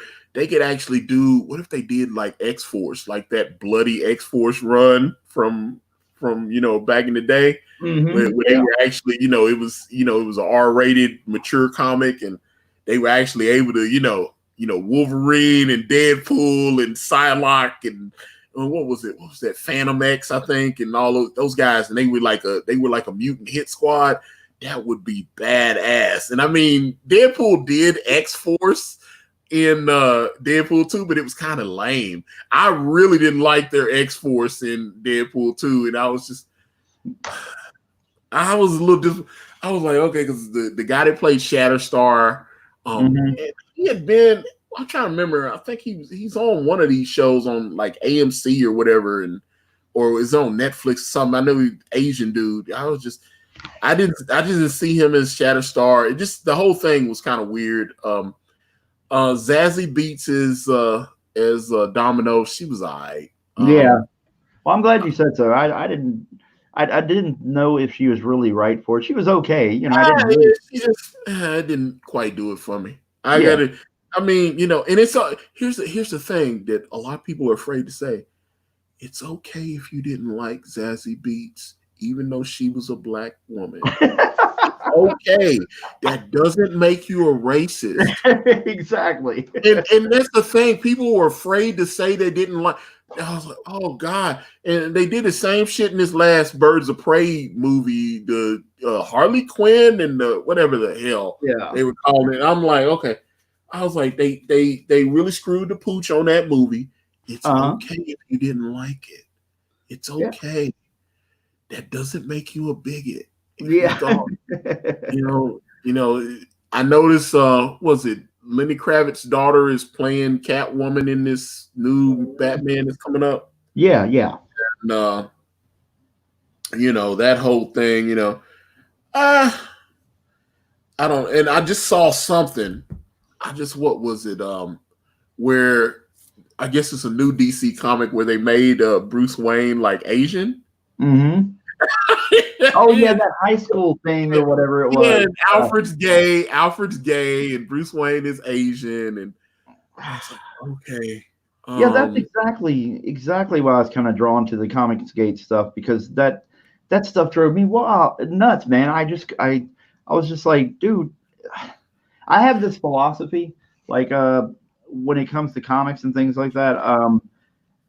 When you talk about reboots and revamps and stuff like that, I've seen people try to revamp He-Man and do all this. Like supposedly some of the stuff that they got planned for Netflix is really. She-Ra was fucking horrible, dude. Yeah, yeah, exactly, man. And I'm sorry. Go ahead. No, it was just that She-Ra was terrible. I was like, She-Ra. I was like, although I like the original She-Ra. Mm-hmm. Yeah. Man, this is my philosophy. The more you change something, the further away from the original comic concept you get. Like a costume change is one thing, but when you start radically changing elements of it, it becomes another character. It's not the thing that it was intended to be. And absolutely not. And that's how I feel about like reboots. So it's like always try to be as close to the original as you can be. Maybe your times have changed, or whatever. Maybe so and so isn't in the draft, or so and so, like with let's say Shazam, where Billy was like worked at as an orphan, he worked at a radio station. I was like, nobody's going to hire a 10-year-old kid at a radio station, So some of those things, those tiny little things, can be changed for the setting of your whatever your modern time is for the time, so that doesn't seem absurd.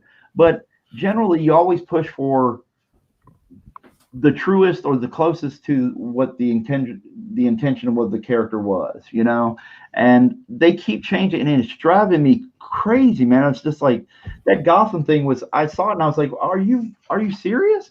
I was like, it's like Gotham High, and it's Bruce Wayne, and he's Asian, and then and I was like, I never cared that Bruce Wayne was white.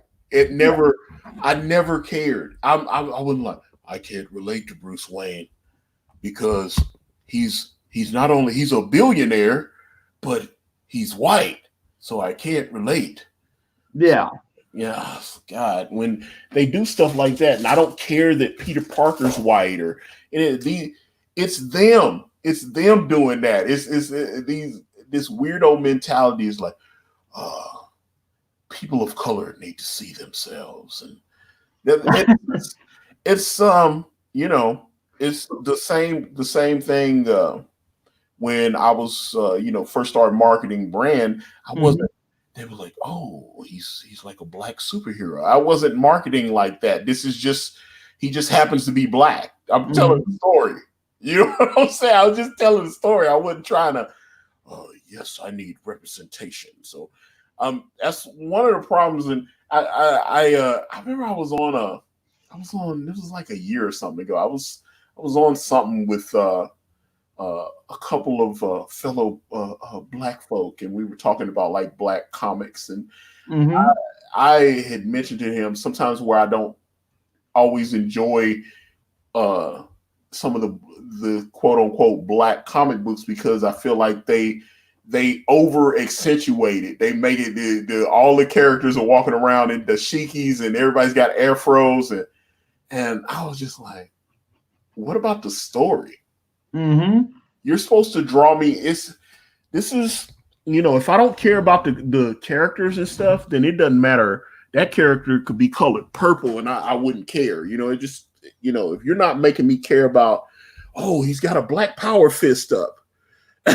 And I'm like, and I don't know, some people, I guess I said the wrong thing or something. I didn't play well with the other Negroes. And, oh man, yeah. Because I was like, I'm just being honest. It's like when I look at some of those old Marvel characters from like the 70s, like I know that like they bring Luke Cage in and he's like, you drive, sucker. I'm like, and then he's got the afro and, he's like, he's dressed like a disco dancer or something. He got the open, they kind of goofed. I don't know if you watched Luke Cage on Netflix when they did that. I had seen little bits of it. I never got. What happened was I ended my subscription to Netflix right around the time that they were putting out Luke Cage and or something happened. I got frustrated with Netflix because I wasn't really being entertained by it. Right. And I think the last thing I saw on Netflix was the first season of Punisher. And that's where I kind of just jumped off after that.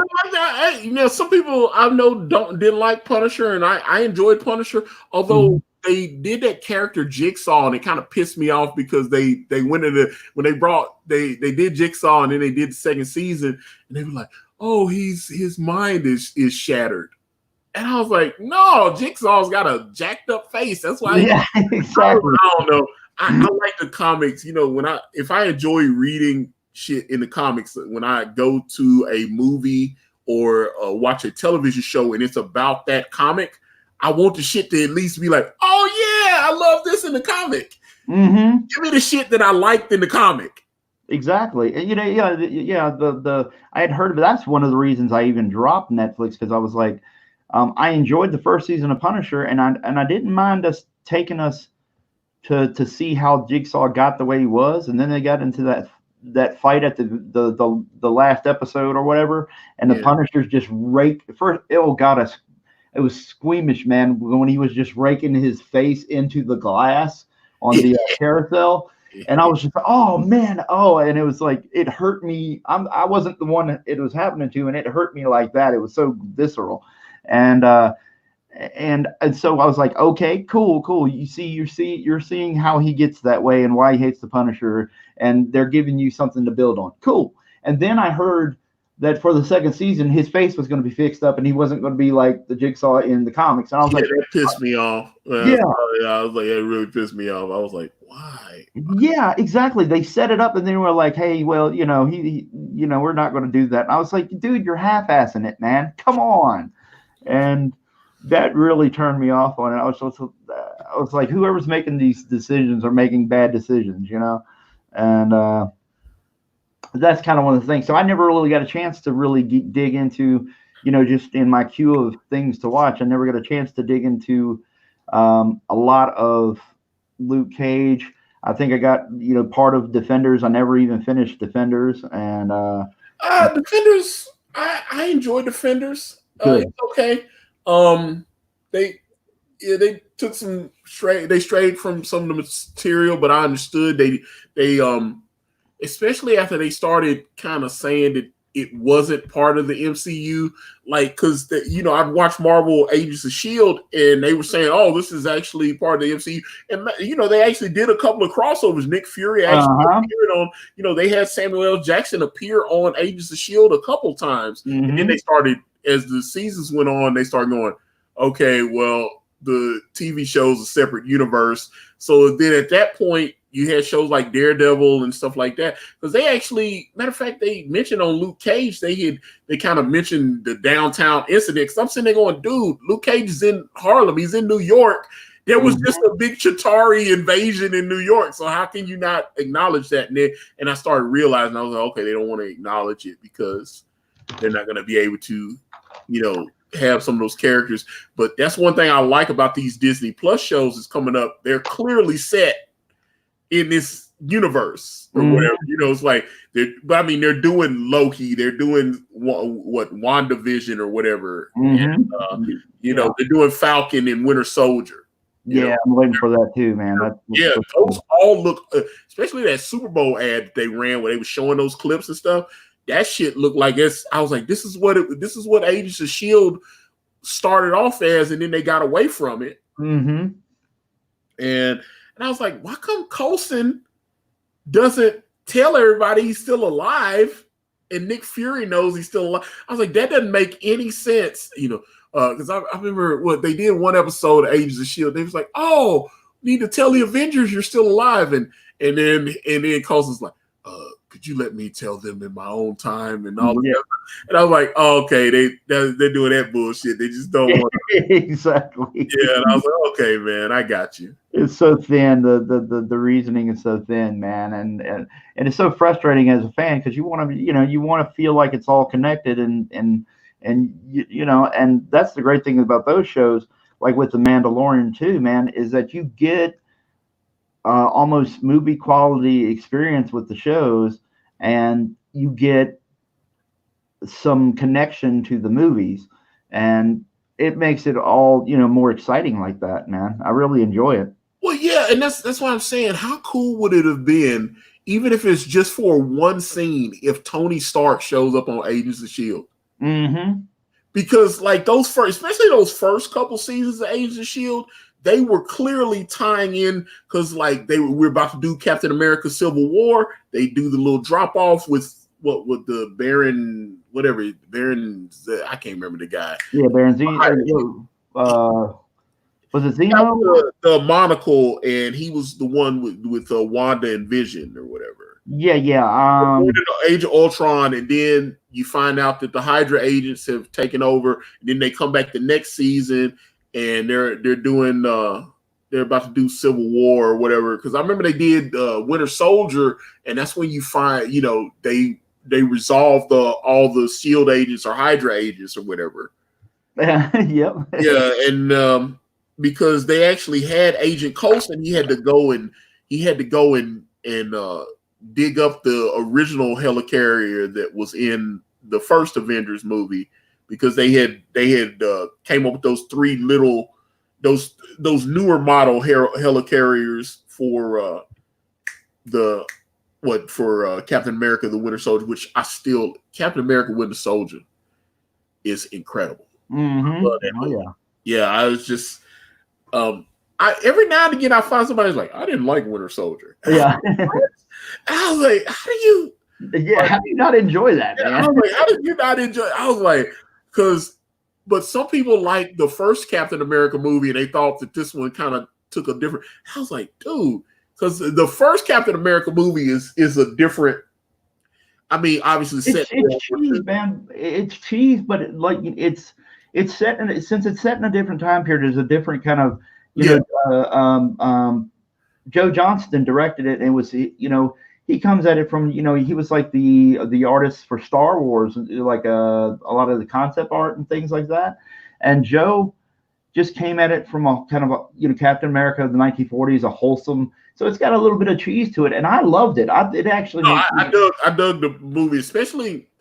I don't know. I loved Red Skull, and although it's weird hearing. I can't remember. It's the guy from the Matrix. I can't remember his Yeah. He explained, because I didn't realize that wasn't him in Infinity War and or when he showed up in Avengers Endgame and stuff. I didn't, like I said, I did not realize that wasn't him. Yeah. Hugo Weaving. I remember. Yeah, he really. He was one of a couple of people, and a lot of people, I think, forget Natalie Portman was the same way. They took it as kind of a slight, and they thought they were belittling themselves by being in a superhero movie. So they fixed the thing with Natalie Portman by giving her a nice little pay increase. Uh-huh. I was like, they it's funny how that cash seemed to change. It changed because I was like, oh, so she's gonna be in the Thor movie. They're doing the woman Thor version.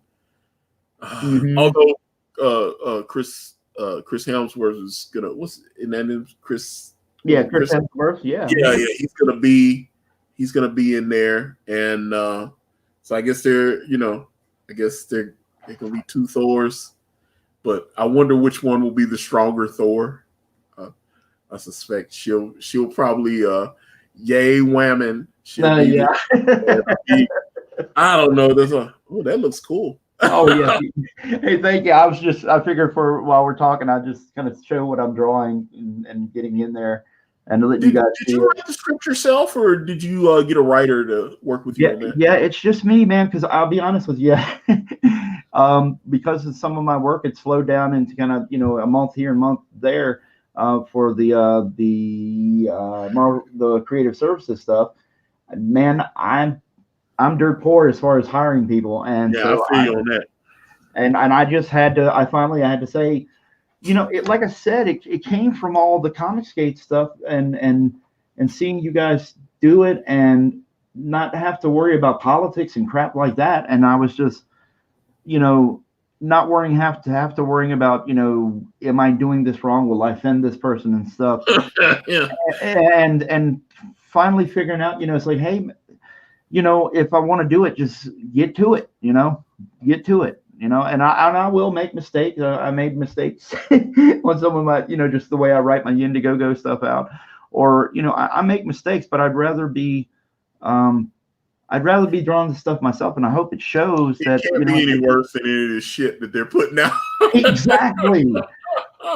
You're saying exactly how I saw it, man. It's like, it cannot be any worse than what we're getting slammed with and having to roll our eyes with, and so many people are just Tom King. I'm sure he'll help you out or whatever. Like Tom King will do some he can do some drafts for you and get you going there, bud.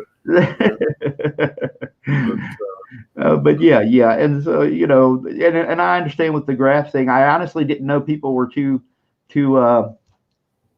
I didn't know a lot of people found that to be cheesy or whatever. So I'll adjust it as it goes. But I was just kind of like, hey, how can I show the backers? You're trying to show that you thought out and actually, because a lot of people, I'm gonna be honest with you, a lot of people will run a crowdfund and they have no freaking clue how much this shit is gonna cost. Mm-hmm. And I've talked to people. I've had people DM me and ask for my advice and stuff, and they go, okay. Well, Antonio, I need to raise $7,000 because I'm telling you, and people laugh when I go, dude, I've spent over 40 grand putting my book together. That's a fact. Wow. It's like the art and the colors and the letters and everything, and I see it when I got the physical book in my hand. Mm-hmm. I can see where that money went. I'm happy with how I spent the money, all that. Mm-hmm. But this is the reality of it. This is how it went down. So yeah, exactly. And it's an eye opener for me too. There's little things, and I go, okay, what, and the first thing my friends were telling me is just make sure you keep it simple the first time around. Just get over basic, and don't try to be too many bells and whistles. Just give them a good book, and then build on that the next time around. Build on that, make it stronger, make it better. Absolutely, and even with your rewards and stuff, I try to, that's one thing I tried to keep it, because I was listening to like Richard C. Meyer, and he was just like, hey, try to keep. He said, don't do too many outrageous perks where you can't you can't fit them in the package. Mm-hmm. It's like everything. That's why I keep everything simple. Okay, package stickers, little mini prints, bookmark, trading card, boom. That kind of stuff, and you just got to keep it. That's so I know that when I'm putting everything together in this mailer, it all kind of slips in there. Everything works. So see, that's kind of my mindset, and I was trying to keep that in mind the first time around, and make sure that everybody, I'm not too pie in the sky, and I just want to reach as many people as possible. If you dig this book, or if you dig art and you dig comic art and you want something cool, and I'm hoping I'm bringing you something really exciting to look at, a treat for your eyes. Yeah. This looks great, man. It looks like you have an actual good team working with you on the book. Yeah. That's what I'm saying, And that's what I wanted everybody to know is you're going to get. I wanted people that'll look good, and we all kind of work toward the goal. And I'm getting other people excited about it. And again, I'll say it since I'm here and since we can, address it, is that I do apologize if I've. It's one of those things where if for some reason you felt like you were blocked or something like that, and it was a goof on my part. It doesn't mean that everybody, I get along with, but it's one of those things where I definitely. This book it doesn't have anything to, with excluding people or making, trying to piss people off or anything like that. Everything I'm doing here, I just want to do along, the principles of giving you guys a good product and something that isn't like, Marvel and DC where they're ramming the politics and the agendas down your throat and you're just making the fans mad, and that's where I'm at. That's where my head is at, here's the cover again. I've got somebody inking it. That'll be posted really soon, by the way, the inks, and then we'll get to the colors. But like I said, I had people like Adelso Corona. He contacted me. He saw what I was doing with Dragon Guard, and he liked the visuals. They have a mutual respect, and he's skilled. The dude is skilled, man. And I was just lucky because it's nice to have people that you respect or people that have, these great talents that just see your stuff and then want to kind of be a part of it, and that's where it's been, and I just, you guys, you and Kanan and everybody just been really kind to me and really awesome, Well, yeah, like I said, I was a fan of yours. I was just following you. You had posted. I've been following you on Instagram for some time. I remember, looked like you had. I think it was like the Hulk versus Thor, and it was like an NFL tie-in or something. Yeah, that was back in. I actually did that back in 2018. Yeah. I remember seeing that, and I was like, it was like the New York Jets, I think. Mm-hmm. Yeah, that was Marvel Creative. Like, that's cool, man.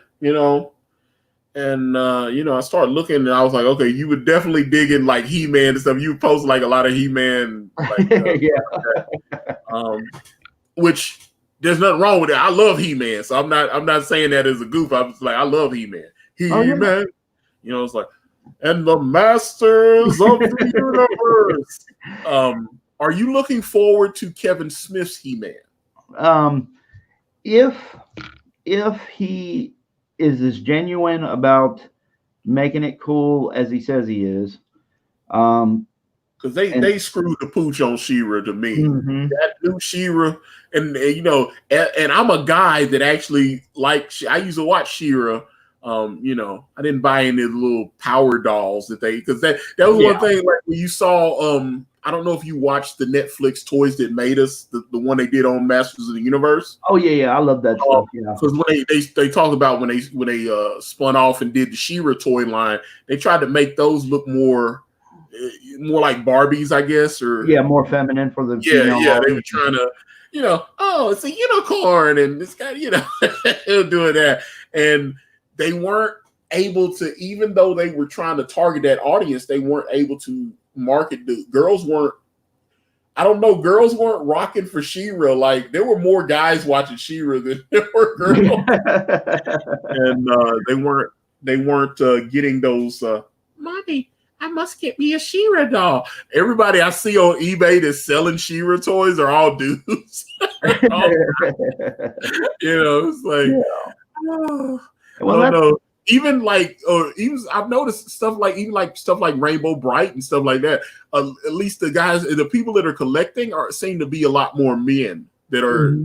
It seemed a lot of the people I see on eBay that are selling toys, for whatever reason, I don't know, do women, although I know a lot of women that collect things. My ex, she collected little trinkets and stuff like that. I don't know what it is about toys, but it seems to be, I remember even watching, there was some show and it was just, the person had like a Barbie museum. It was a guy though. Yeah. He had a Barbie museum. It was a dude. And I mean, he spent like thousands. I mean, his collection was worth several $100,000. Oh, wow. It was a guy though. Yeah. That was like, it wasn't you expect, okay, it's a Barbie museum. I expect it to be a woman. Nah, it's a dude with too much money. Oh, now this is a rare.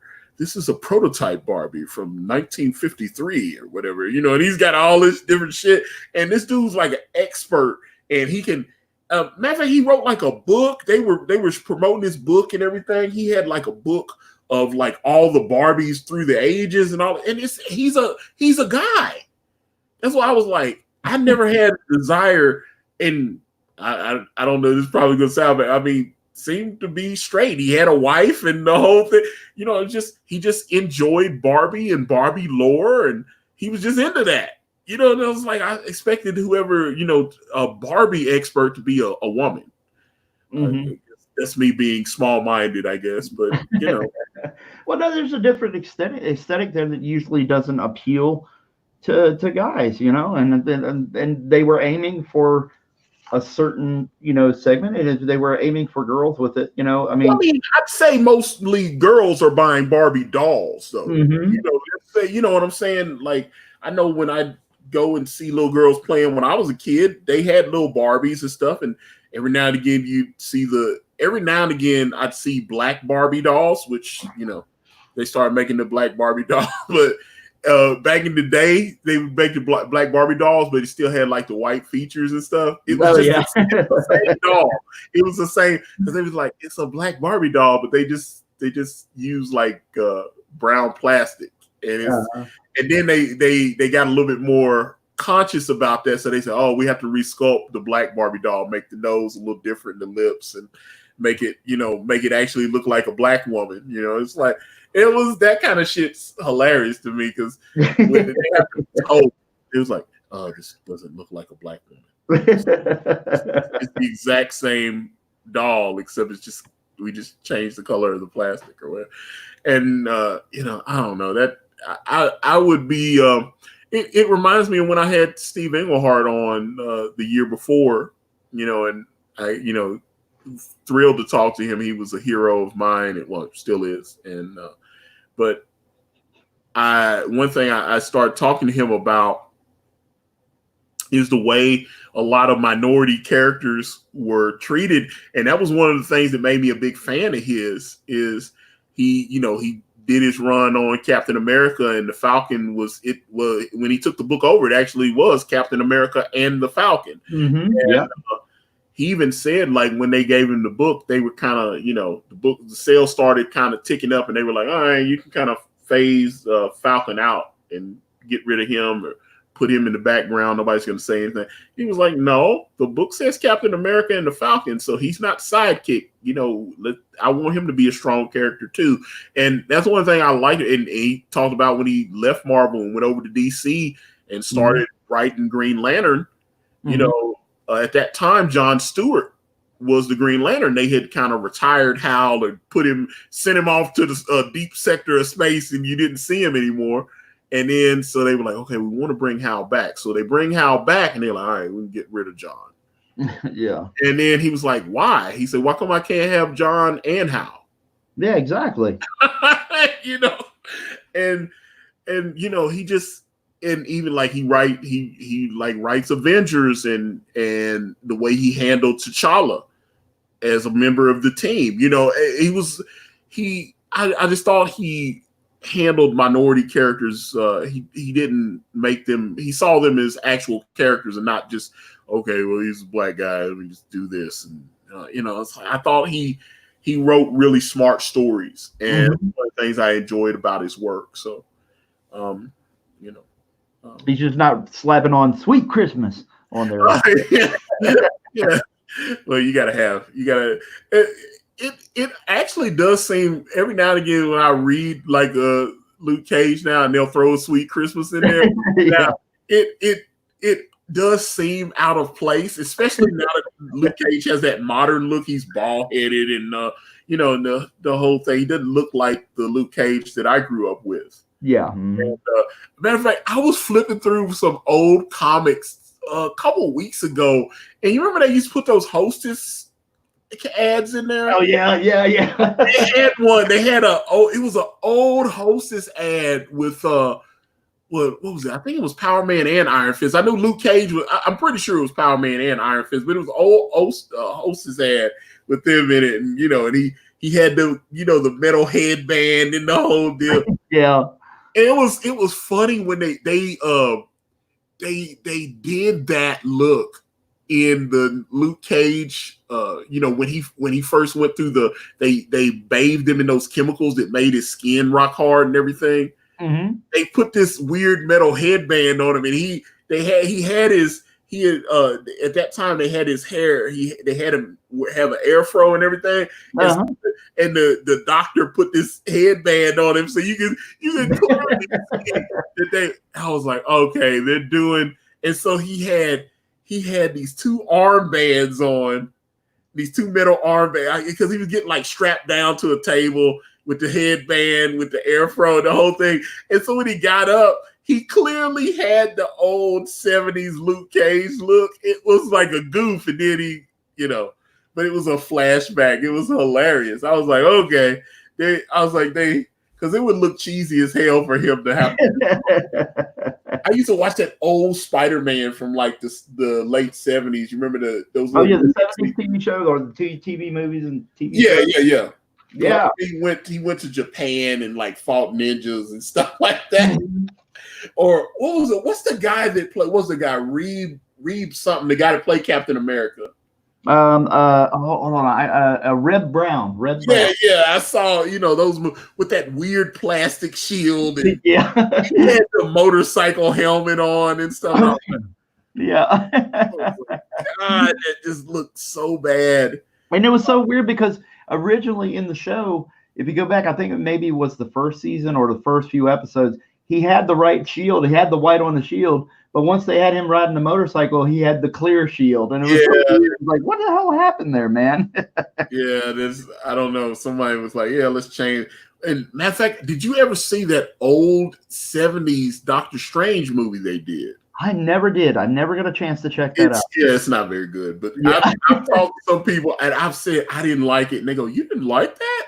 I was like, it was cheesy, man. That movie was horrible, dude. He had the cloak and that old set. Matter of fact, there's clips of it on YouTube. I don't know. Somebody might have loaded it because you can actually find some of those old Spider-Man, that's one thing. They're like 35, 40 years old. So nobody's really like, hey, I'm going to enforce my copyright on those. Yeah, exactly. It used to be that you could find those copies from bootleggers at comic shows, and then now it's just like it's everywhere on YouTube now. So yeah, and it's we had I've had John Celestri on a few times, and he worked on the Star Wars Christmas special. He was one of the animators on that Boba Fett section. Like when they did the Boba Fett, the little mini cartoon that was in the Star Wars Christmas special.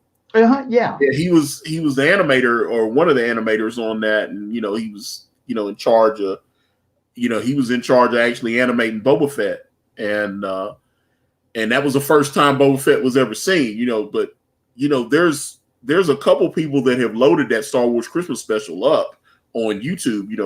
I remember Ethan had even done that a couple times where they've done like, hey, everybody, we're gonna watch Star Wars Christmas special, and you know, you can, hey, if you want to watch it, go to this YouTube channel. They've got it loaded up, and you know, I mean, I'm sure I'm positive they don't own the rights to that. And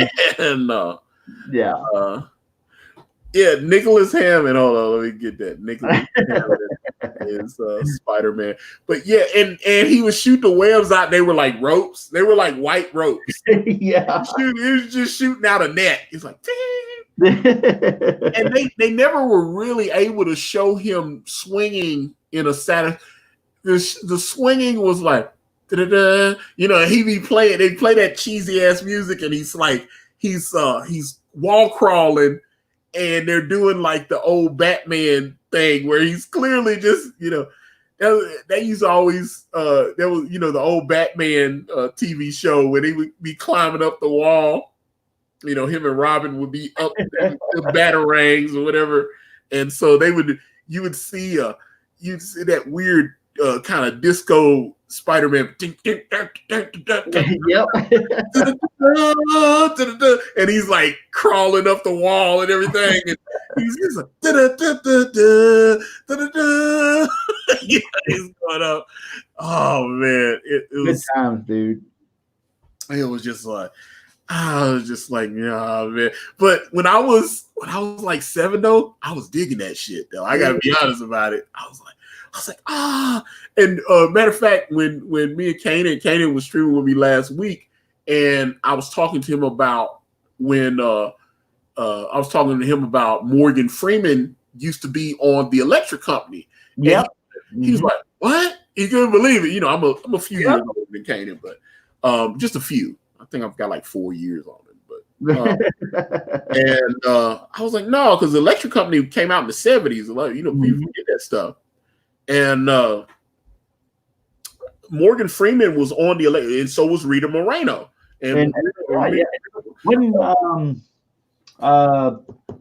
Morgan Freeman was on a lot of the Spider-Man segments on. Yeah, and that's why I told him, because I did the thing they used to do, the Electric Company Spider-Man. Spider-Man, nobody knows who you are. That was I used to love it. They had the little cheesy Spider-Man, and matter of fact, I actually have. I've got an old Spider-Man Electric Company comic. I have to find it. It's actually damaged. It's got like I bought it out of like the quarter bin at one of these.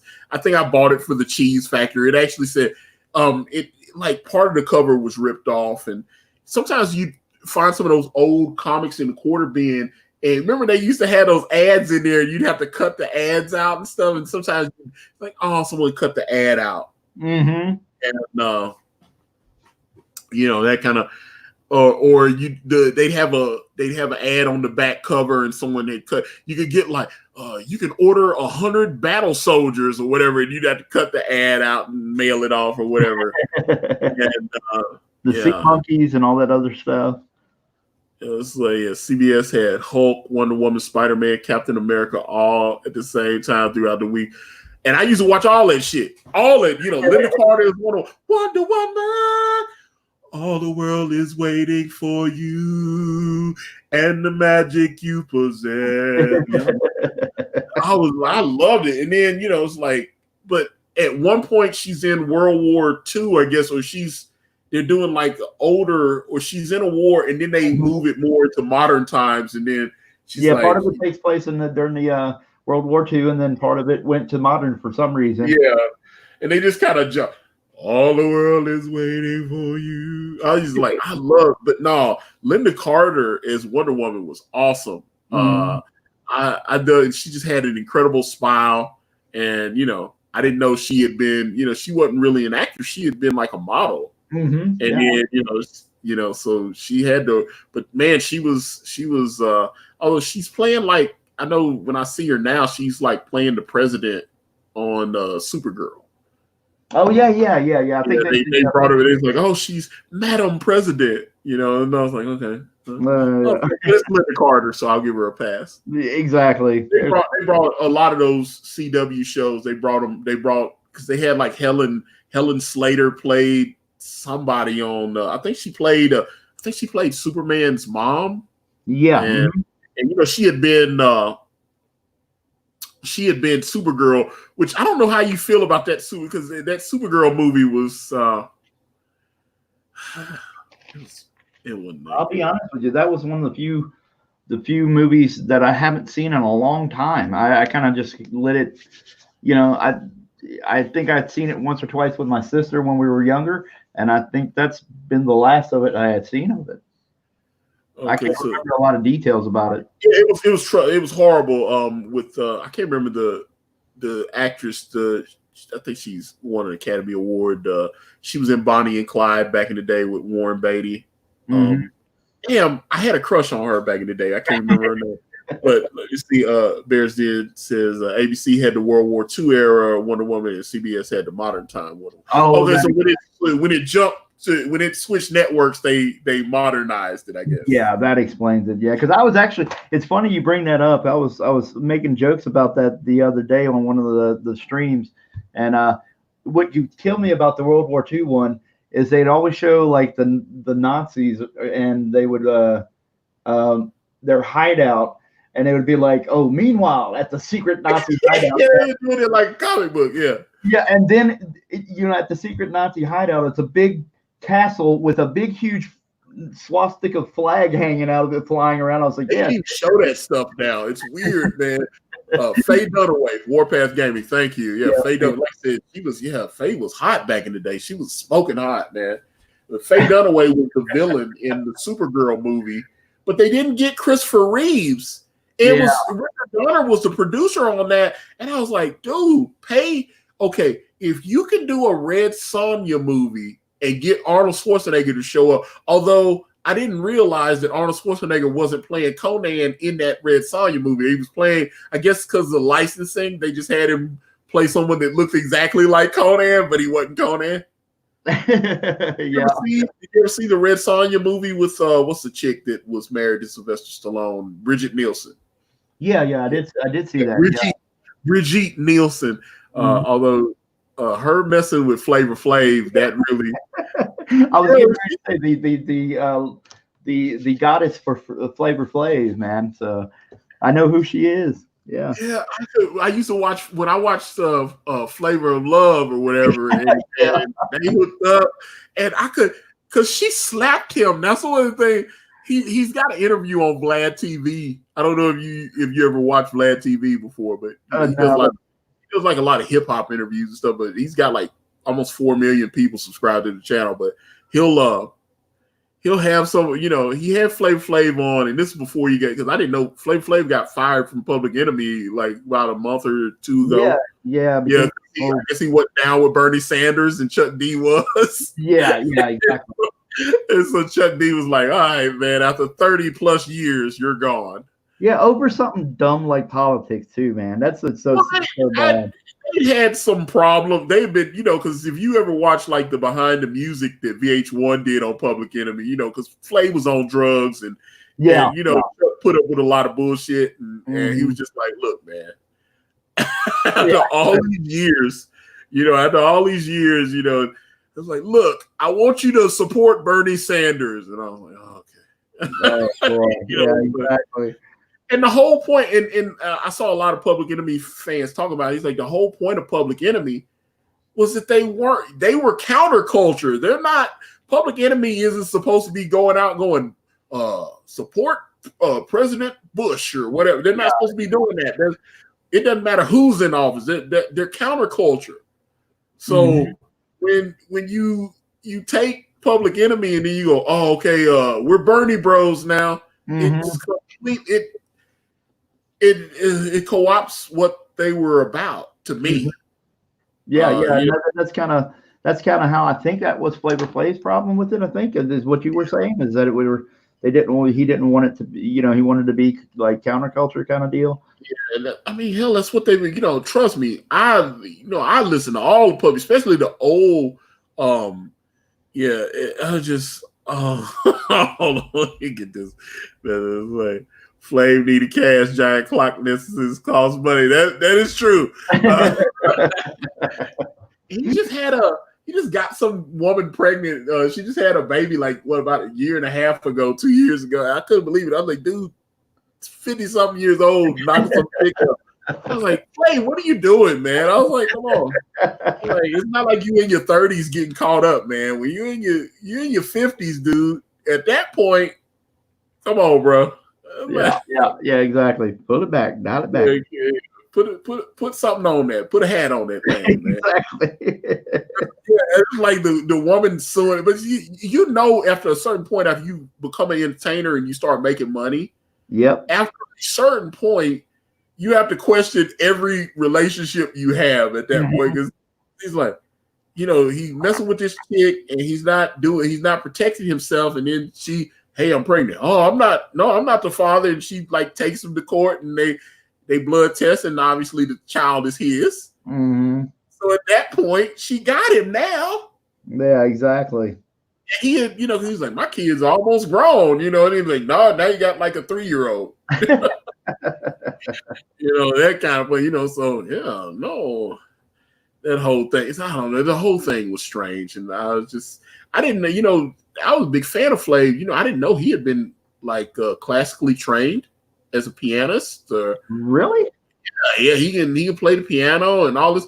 I mean, he grew up in what was it around Roosevelt, New York, I thought. I thought someone did a thing and they were pointing out all the people that came from this one little area of New York, and it was like Stan Lee, Howard Stern, Eddie Murphy. It was all these, and Flavor Flav, and I thought Flav and Howard went to the same high school. I thought it was. Oh, really? Was crazy. Yeah. I had to find that thing, because I think Chris Rock was part of that group as well, and it's like, but although Chris Rock was actually born in South Carolina, but he moved to New York at an early age, and he grew up in I know he was in Brooklyn, I thought. But yeah, Howard always, I usually, he's like, Howard said, I grew up among the blacks. He would always say that, but it was, he would tell that story, that the neighborhood, it was a white neighborhood, and then all the white people moved out, and his family stayed, and then the neighborhood became a black neighborhood. And he was talking about the black guy used to beat his ass all the time when he was in school, and and all the, I don't know. I've listened to Howard for so many years. Yeah. And, but yeah, I know Eddie Murphy and a couple other people all were at this same high school at the same time. And Flavor Flav was one of those people. I think he was maybe a grade ahead of Howard or so, or maybe a grade behind or whatever. They were all there. Let's see. Yeah, Flav's that. Yeah, Flav ain't no spring chicken, bro. Flav is not. It's not like he's. Hell, I remember. He was an older guy when I was a kid. I knew when I was seeing him like in like 89 or whatever, 1989. Yeah. Chuck D's in his 50s. I mean, those guys are older guys. Yeah, they are. Yeah, they're not young. They're definitely not. I mean, you gotta. Cause I'm like, I'm 45 years old, and I remember like 87, 88, Public Enemy. Hell, they went on tour with the Beastie Boys and all that. I remember, hey, Beastie Boys are not young. It's like, all those rappers that I used to listen to when I was a kid, they're all old dudes now. I'm like Run DMC, Kool Moe Dee, hell, what was it? Grandmaster Flash. Yeah, I mean, hell, even LL Cool J showing his age. LL Cool J is in his 50s. Yeah, that was funny. LL Cool J is bad as hell. I don't care who you tell. It's like LL. He did the transition into the acting thing, so it worked out. Was he still in NCIS Los Angeles? I guess. Yeah, and he was doing pretty good on. He's gotten really good as an actor, man. I'd watched it for a while. Me and my fiance, she loved that show, and I was impressed. He'd really he's starting to show some chops and stuff. And I same, mean, if you think about it, he's been acting. Well, actually, he was actually in Crush Groove, and that movie was like 84, dude. Yeah, That was the first movie I saw him in, Crush Groove. God, man, I haven't even thought about that movie in ages. You saw it. That's why I didn't know if you saw it, because it was like there's a lot of movies I think about from that time, like The Last Dragon. The Last Dragon, Crush Groove. There was even what was it? The Fat Boys had a movie called Disorderlies. Yeah, I saw that, dude. All that, Fat Boys. So I remember all that, man. It was just, but Crush Groove with LL, it's like I said, that was 1984 right there. I was like 9. Yeah. Oh wow. Yeah. I'm roughly about the same age then, because 84, that would put me about 11 maybe, or something like that. Maybe no, it'd be like, let's see, I was born in 75. My brother was born in 72. 73 here. Yeah. So I was like, and we used to watch that, man. That's what we used. I remember when they launched Nickelodeon. I remember when Nickelodeon first launched. It was brand new, and we had Cablevision, and now all these different cable companies that we had in the area, they ended up selling. This one sold to that company, this one sold to that one, and then finally Comcast becomes Xfinity. Yeah. And but that's what we do, man. I mean, oh God, I started looking. I was like, have I really been around that long? Because I remember like old movies from the 80s, like Stand By Me, Goonies. I used to love those. I remember the pirate movie, E.T.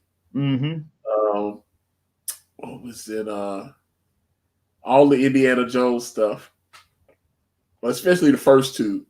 Third one was good. Fourth one should have never got made. Although I'm hearing there's going to be a fifth one, and I'm like, no. Yeah, exactly. Don't make another one. Don't make another Indiana Jones. Although they said Steven Spielberg's just going to be like a producer and not direct this one. And I'm like, dude, I don't know. I went to see the Crystal Skull. I went to see it and I mean, they spent a lot of money on that movie, but it just was. Yeah. It shouldn't have. Yeah. I mean, hell, you got like a 60-year-old man running around doing this stuff. But they were supposed to, they had originally talked about actually doing a reboot. And they were going to have, what's the guy from that played Star-Lord in Guardians of the Galaxy? He was supposed to be. Chris. Now I'm not. Chris Pratt. Okay. I wanted to say Chris Pine for some reason. I don't know why. But that's Captain America. And, Chris Pine? No, he's Steve Trevor in Wonder Woman. Oh, is he? Wait a minute, hold on. It's a bunch of Chris's. Hold up. Hold up. It's easy to get them mixed up. Someone did a joke, and it was like Chris Pine, Chris Hemsworth, Chris Pratt. Yeah, Chris Pratt, Chris Pine, Chris Hemsworth. Yeah, there's like. So who's the guy that played Captain America? Chris Evans. Chris Evans. Okay, so I know it was like, okay, so he is Chris, but he's just not that one. Okay, yep. So Chris. Chris Pratt, yeah. I don't know. Are you excited for Wonder Woman 84 or 1984 or whatever? I got to see more. From it. Trailer didn't make. I don't know. Some people are like, oh, this is gonna be great. And here's the thing: I thought Wonder Woman was. I thought it was okay. It was definitely a decent movie, but it wasn't great. Thank you, because I was saying the same thing. I was I never thought it was great. And and I think so many people wanted the movie to just be successful. They were like, they didn't fuck it up.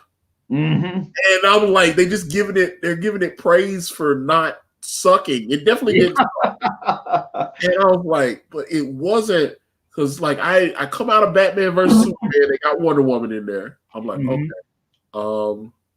Because Batman versus Superman came out first, and then they did Wonder Woman.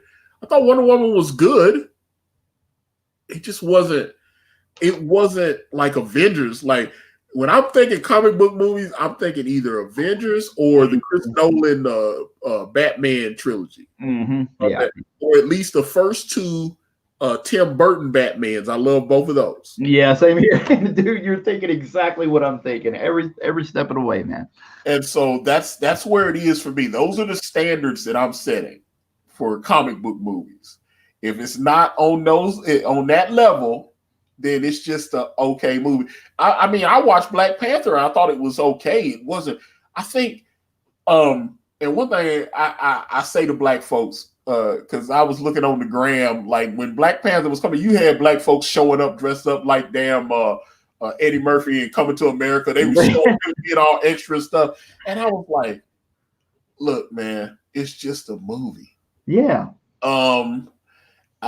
I don't need to show up to the movie theater in a dashiki. You know, I'm just a comic book fan. Yeah. And well, that's the thing, man. If you remember, they were putting so much weight on it. Like, like, oh, this is going to save, or this is going to, what? How do they phrase it? It was all in the news, and everybody was like, oh, this is gonna fix black and white relations, and all that. Yeah, the movie is fixing racism. Yeah, exactly. I love that. But the thing is, here's one of the it's just a movie, man. Enjoy it for what it is. Yeah, that's all I was looking at it for. And my thing was, okay, the movie. I thought the movie was decent. It wasn't like Winter Soldier to me. Like Winter Soldier is like standard bearer, gold standard to me. I was like, that's the way you make a movie. I enjoyed Civil War too. I really thought, but Winter Soldier, I thought was, if you're gonna do a superhero movie, it should be on that level. And I thought Black Panther did a great job. Had okay special effects and something like there was certain, they were doing that CGI fight and it kind of fell apart, especially towards the end there. When Killmonger and Black Panther were fighting, I thought, but I was like, I know when they released the movie on home video, they tried to go in and clean some of that up a little bit. It was a little cheesy, but I was like, all right, man. But I didn't walk out of the movie going, yes, racism is over. Yeah, exactly. And here's the thing, like for me, I watched Black Panther too, and I didn't get, like when I saw Civil War, like, dude, I'm not kidding. I wanted to draw Black Panther again. I drew an issue of Black Panther, but or part of an issue of Black Panther, but when I saw Civil War, I wanted to draw that costume and draw that. Oh, dude, there was so many artists on Instagram posting Black Panther shit. I was like, but see, that's the thing. Just because of that scene, though, just the scenes that he was in Civil War, and to me, the scenes in the movie of Black Panther wasn't as exciting as he was in Civil War. That's where I kind of took away from it. Yeah, I agree with that. I really enjoyed him in Civil War. And then I thought Civil War really teed them up to kick a great field goal. Mm-hmm. And then obviously the movie did numbers. The movie did numbers. Yeah. But at the same point in time, I kind of feel like they kind of shot that movie up with steroids like they did Captain Marvel. Most people, the normal people that you talk to about Captain Marvel, they know Captain Marvel wasn't that great a movie, but it did $1 billion. Yeah, exactly. Somebody managed to pad that movie somehow. So that's what I'm saying. No, so what happens is, Disney uses its connections to make sure that the movie gets in all the play. They make sure it opens wide. They make sure all the right people are talking about the movie and how important it is and all this. They do things for it, and all the people that do the handle like Rotten Tomatoes, all the people that write ads, all this kind of stuff. They're doing these things. They make sure that the right people are reviewing the movie, talking about the movie, doing all these things. Get that little extra in there. So the movie has advantages that a normal movie wouldn't have, and that's why when you looked on Rotten Tomatoes and you saw those shitty scores for Captain Marvel, and then to the point where the Rotten Tomatoes are, it's just trolls. saying they didn't like the movie. So then all of a sudden they start erasing people's bad reviews. Mm-hmm. And, that's why I was like, and I didn't think by any means that Black Panther was a bad movie. I just thought it was just okay. Yeah. I thought it was okay. It wasn't. It's not like I said. It's not Winter Soldier to me. It's not Dark Knight Rises or Dark Knight Returns. It's not those movies to me, in my opinion. Yeah, that's how I felt. I thought Black Panther was entertaining. It was good in places. I just felt like it just didn't feel as awesome, as I don't know. I enjoyed it in Civil War. I thought it was like, oh wow, cool. And then it just seemed like, okay, they started, okay, we go to Wakanda. Hell, like when they went to Wakanda in Avengers Endgame, I was like, oh, cool. Or not in Endgame. They went in Infinity War when they had to go. Mm-hmm. Yeah, that's right. Yeah, it was. And they get the cloak and shield, and and you look, and it's just, or they, even the end credit scene at the end of Civil War, where you have Captain America taking Bucky to Wakanda so that they can deprogram him and get him back right. And you see him, he was like, hey, if they find out he's here, they're gonna come for him or whatever. And T'Challa's like, they can try. And then they pull out, and you see the Panther Mountain or whatever. They had the mountain, the mountain has the panther head carved into it, and that kind of made me think of Thundercats. I was like, yeah. I was like, when I saw that, I was like, that's Thundercats right there. Yeah, you're saying the same thing I thought exactly. I was like, oh, cool. It kind of reminds me of Cat's Lair, dude. Yeah, I was like, I would really like to see a live action Thundercats movie, and they were going to do a live action He-Man movie, but I'm hearing that Sony pushed that back.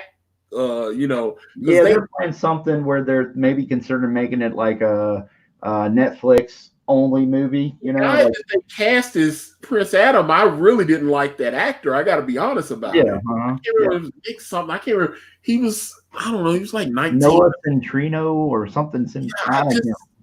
I didn't think that was the right dude, and I was like, "That's He-Man. I don't know. I guess he's gonna dye his hair or whatever." I was like, I don't know. They felt like they had the right guy. If they may, I'm kind of trying to look at it on the bright side, and I felt the same way you did. I kind of thought, I was like, he's really lanky, and I don't know, man. I don't know if he can pull a Chris Hemsworth and gain some muscle, but then I started looking at his facial structure, just his facial structure. And I don't know if he can act. I've never seen him, but I was like, his facial structure, if they give him the blonde hair, he might be passable. We'll see. And I've tried to look at it on that, on the bright side on that end. But if they've put the production on hold, is he even going to still be the guy? Yeah, I don't know. And well, that's another thing I got to thinking about. Started seeing pictures of him as they were gearing up for production.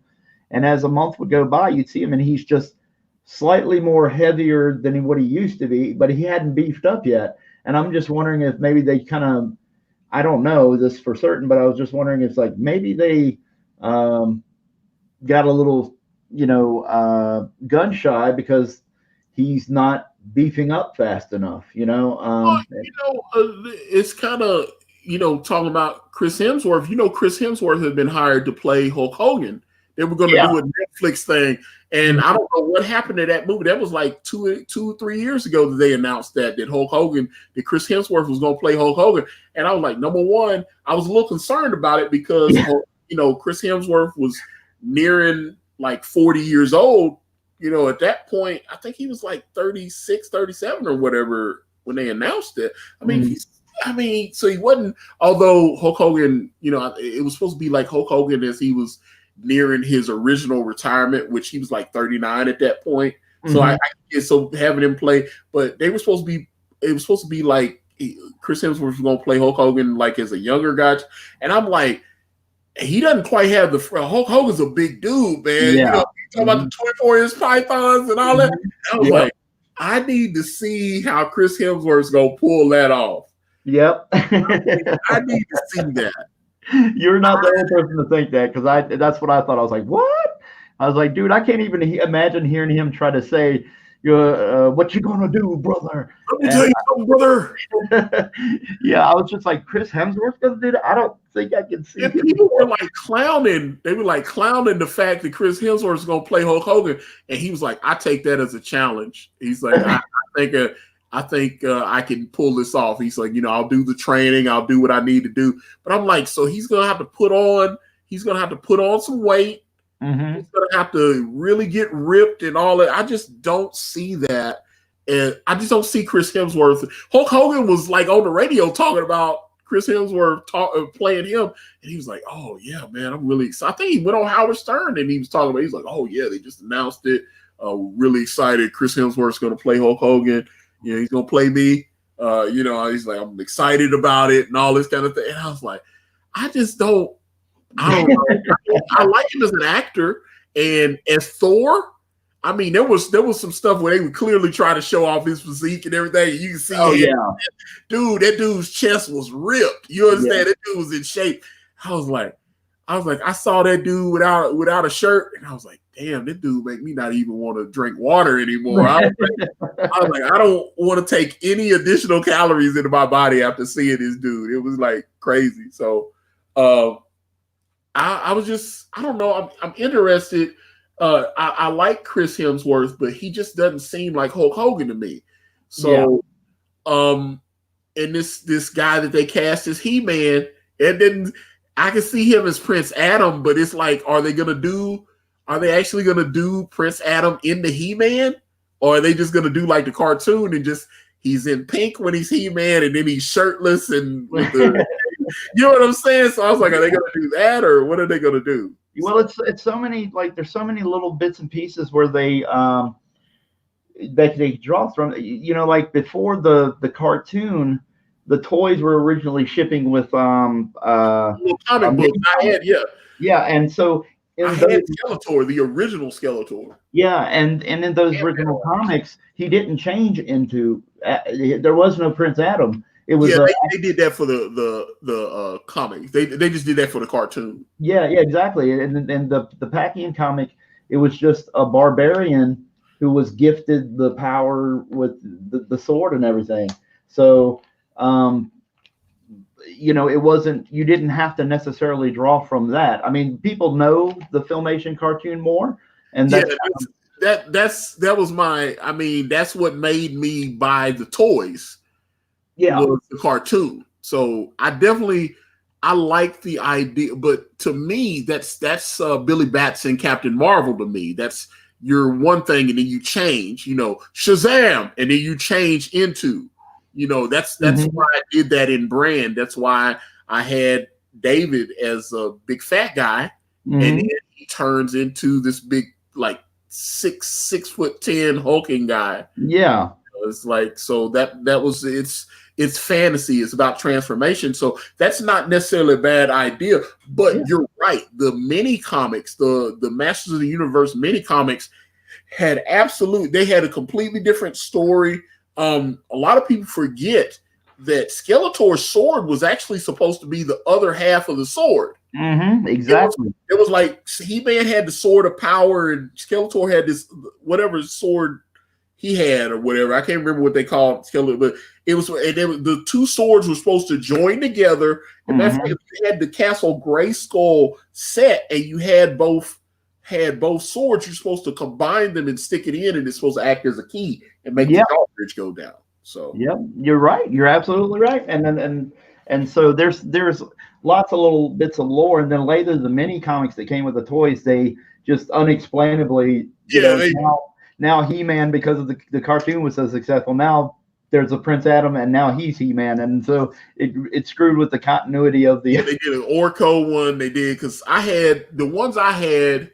Let me see. I had two Skeletors. I had regular Skeletor, and then they had like Terror Claw Skeletor. He had these like two.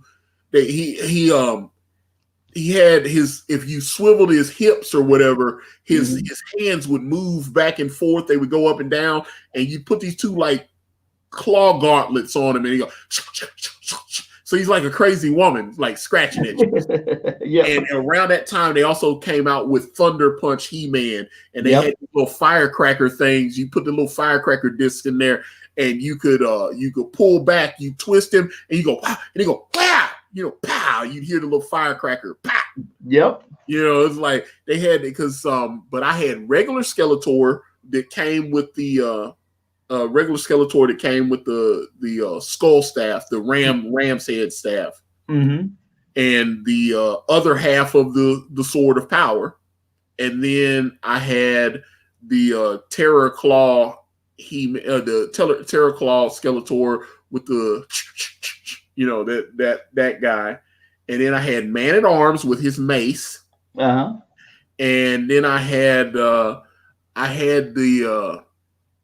Hordak ooze set. They had this you remember when they started doing She-Ra and stuff, and they introduced Hordak.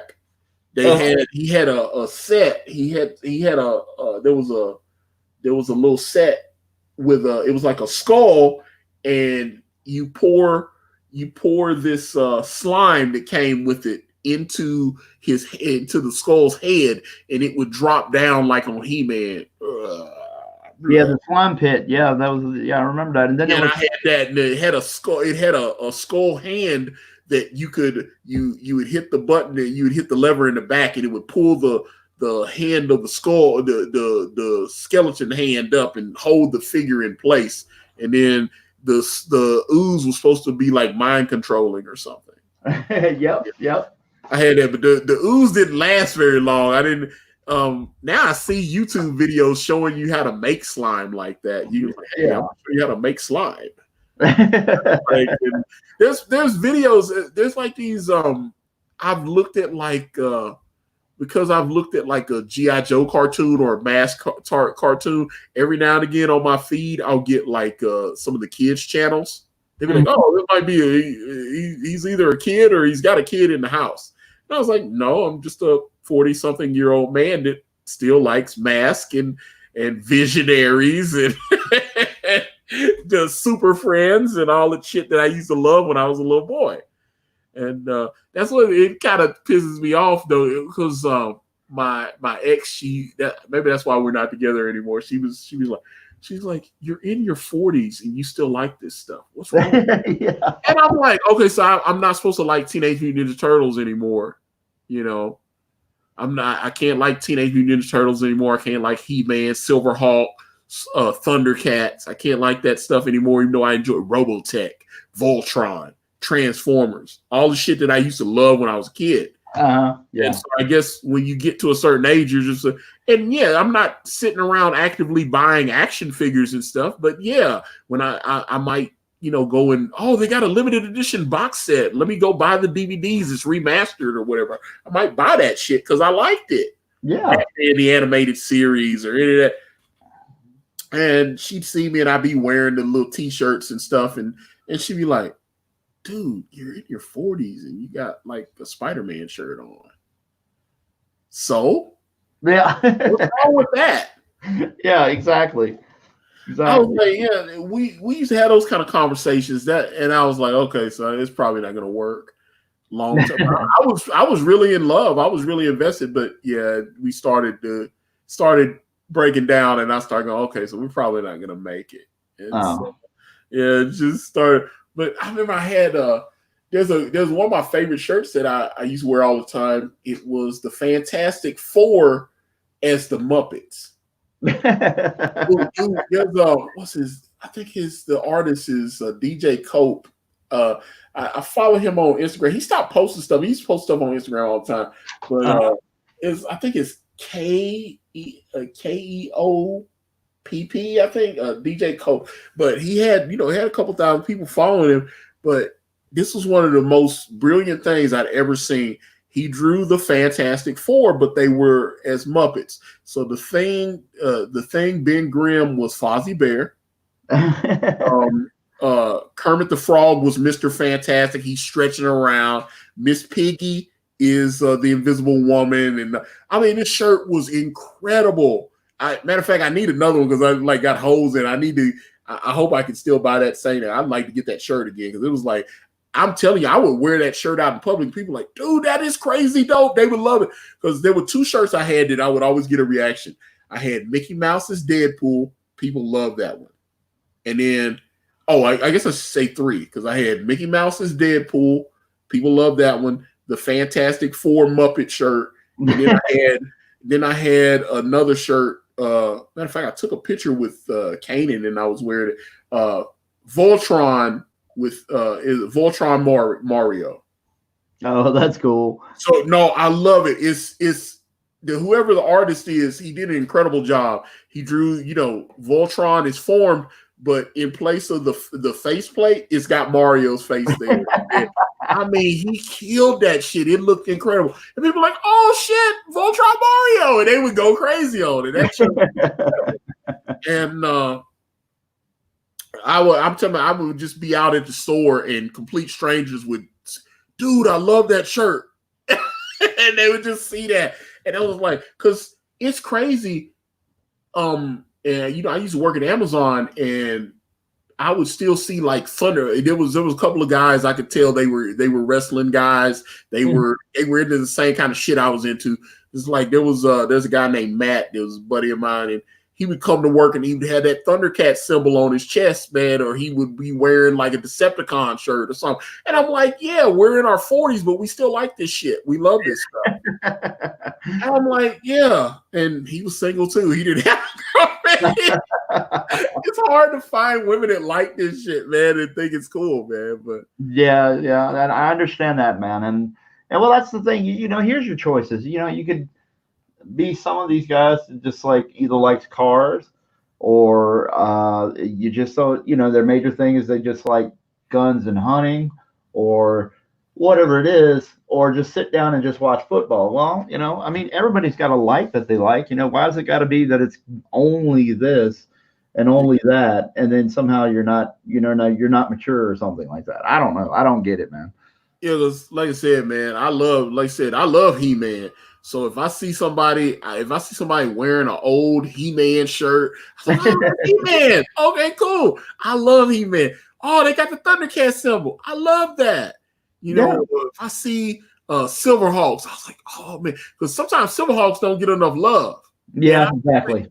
I'll be seeing Silverhawks. I'll be like, yo, good looking, man. Or I see somebody had a really cool Robotech shirt and they didn't think they were wearing it. And I reckon I was like one of the only people that called it. I was like, dude, Robotech. He's like, oh, you like Robotech? And I was like, yeah, Robotech, man.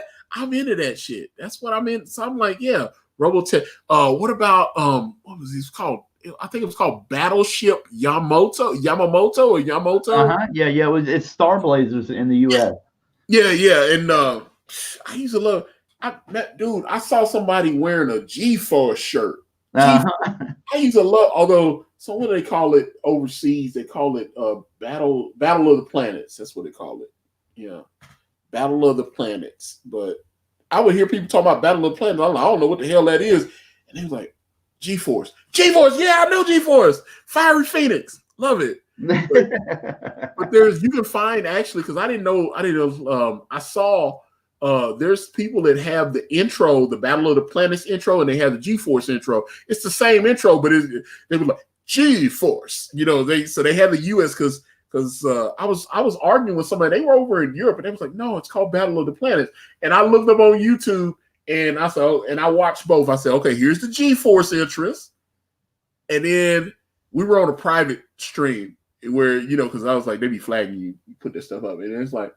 And so I was like, okay, here's G. He's like, oh, it was always just Battle of the Planets here. And I was like, yeah. So that was over in Europe or whatever. It's like over in Europe, they called it Battle of the Planets. But I used to, I remember my brother would be coming home from school when I was a little kid in Alabama.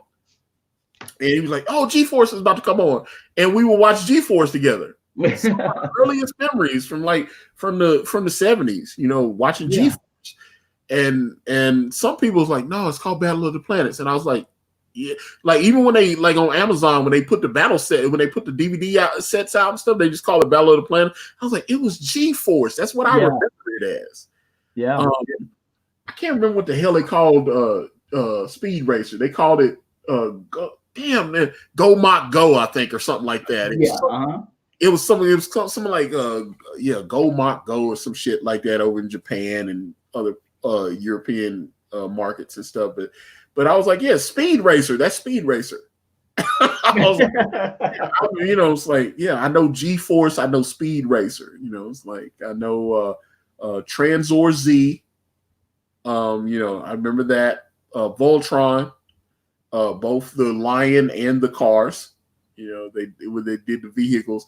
Although I didn't know the car Voltron wasn't even Voltron. It was created as a ripoff. And then the company, what's it called? Tokai or whatever. I can't remember that company. Mm-hmm. Yeah. They ended up they owned that cartoon and they purchased it from the original. And so when they needed more Voltron, so they were like, all right, that's Voltron too. Yeah. And then so like when it was released, when it was syndicated, because they actually did a cartoon where they did a movie where they combined, so they made them in the same universe, where the Lion Voltron team worked with they did that as a crossover, so it was like the same company, so they did that, and which you can find clips of that online too. So that wasn't they only did that to syndicate for the U.S. market. That was the only reason they did it. Yeah. Those were two separate properties. I did not realize that the car Voltron wasn't even Voltron. It was just something else. It was some other shit over in Japan. And I know when I was a kid watching it in the evenings where I lived, they had it on syndication and they had it in the evenings. And I remember watching it and was like, as soon as they switched it over to the car version, I hated it. I hated it with a passion. The car version as much because they had too many people. It was too many people. Yeah, and then they had the limitation on the robot. They only had 5 minutes of nuclear power left in it, and so they'd have to separate the cars and stuff. Yeah, they were doing too much, so I didn't get it. Although the car Voltron was okay, but I didn't enjoy car Voltron as much. The Lion Voltron was my shit, though. I love Lion Voltron. I never saw the third one. There was a third Voltron. Really? Yeah. There was a third Voltron, just like what they did with the car one. But this one, if I could be wrong, and I'm not saying this as fact, but as I understand it, I think that when you see the third Voltron, they label it as the first Voltron, and it's like spaceships, I believe. There are only like 4 or 5 of them that form together. Maybe it was 3 of them. And one forms like the upper chest, one forms the abdomen, and then one forms the legs. I need to find that. I'd very much, if matter of fact, anybody listening to this, if they know what he's talking about, get DM or drop it in the chat or something. Because I'm a Voltron head. I missed that because I watched a lot of Japanese cartoons. Like I love that shit. I love like Ninja Scroll and shit like that. Yeah. That's that, bro. That's dude. Akira. What are you talking about, bro? Like the older animes like that. Like I said, Fist of the North Star. Go Kaiser. There was like you said, Ninja X or Dracula X or something. There was something. Yeah, a Ninja Scroll. Right around when Ninja Scroll came out, I loved it, and I think that's right around. And then Battle Angel Alito, that was right around the time that I stopped watching because there was a shift somewhere along the line where they stopped doing, fantasy and really elaborate stuff, and then it became like, Cowboy Bebop, and then, some. I thought Cowboy Bebop was good. I used to see that on Toonami all the time. Yeah, and right. Warriors. Dude, Ronin Warriors was my shit. Yeah. Dude, you just don't understand. I was like. Iron. It was like Armor of the Hard Rock. It's like Iron Rock Crusher. I was like, oh, dude, that was my shit right there. I love that, man. And Ryo with he had the blazing armor and all of that. Man, that was or you get Anubis, quake with fear. I was like, dude, man, you just don't understand how much I love that stuff. It was, oh God, man, that was one of my favorites when I was a kid, man. or just coming up as a. But see, that's the thing. I can remember like being like 17 years old, and loving that shit. And then that's when I first encountered like I started going to the comic book shop when I was like 13, 14 years old. And when I was around like 17 or so, that's when I first saw like Jeff Smith's Bone. And so that was crazy. Like I got to talk to him last year. He was on the channel and like got to speak to him for an hour. That was, oh yeah, I'm digging that. I just figured I'd pop it up there before it gets too late in the stream and just kind of share a little bit different art than I had sitting there. That's but all.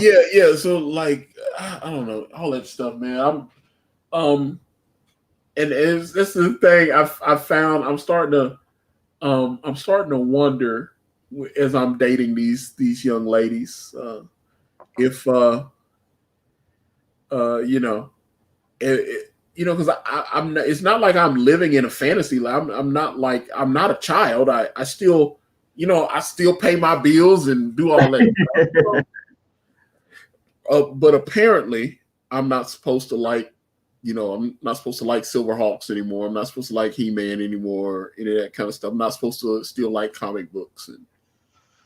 Well, it just depends on the right person, man. Because I tell you, it's I'm lucky with the lady I'm with, and she's got a lot of. Even if we don't like the same things, we like the same mediums. We like toys, we like comics and certain cartoons and certain anime, and she's been a fan of mine for a while before we ever were together and stuff, and so it makes it a little easier. It does make it a little easier. But there's nothing wrong with liking what you like, and there's always going to be that stereotype. But that's why we have fun with this stuff, man. We just have fun with it. Have fun.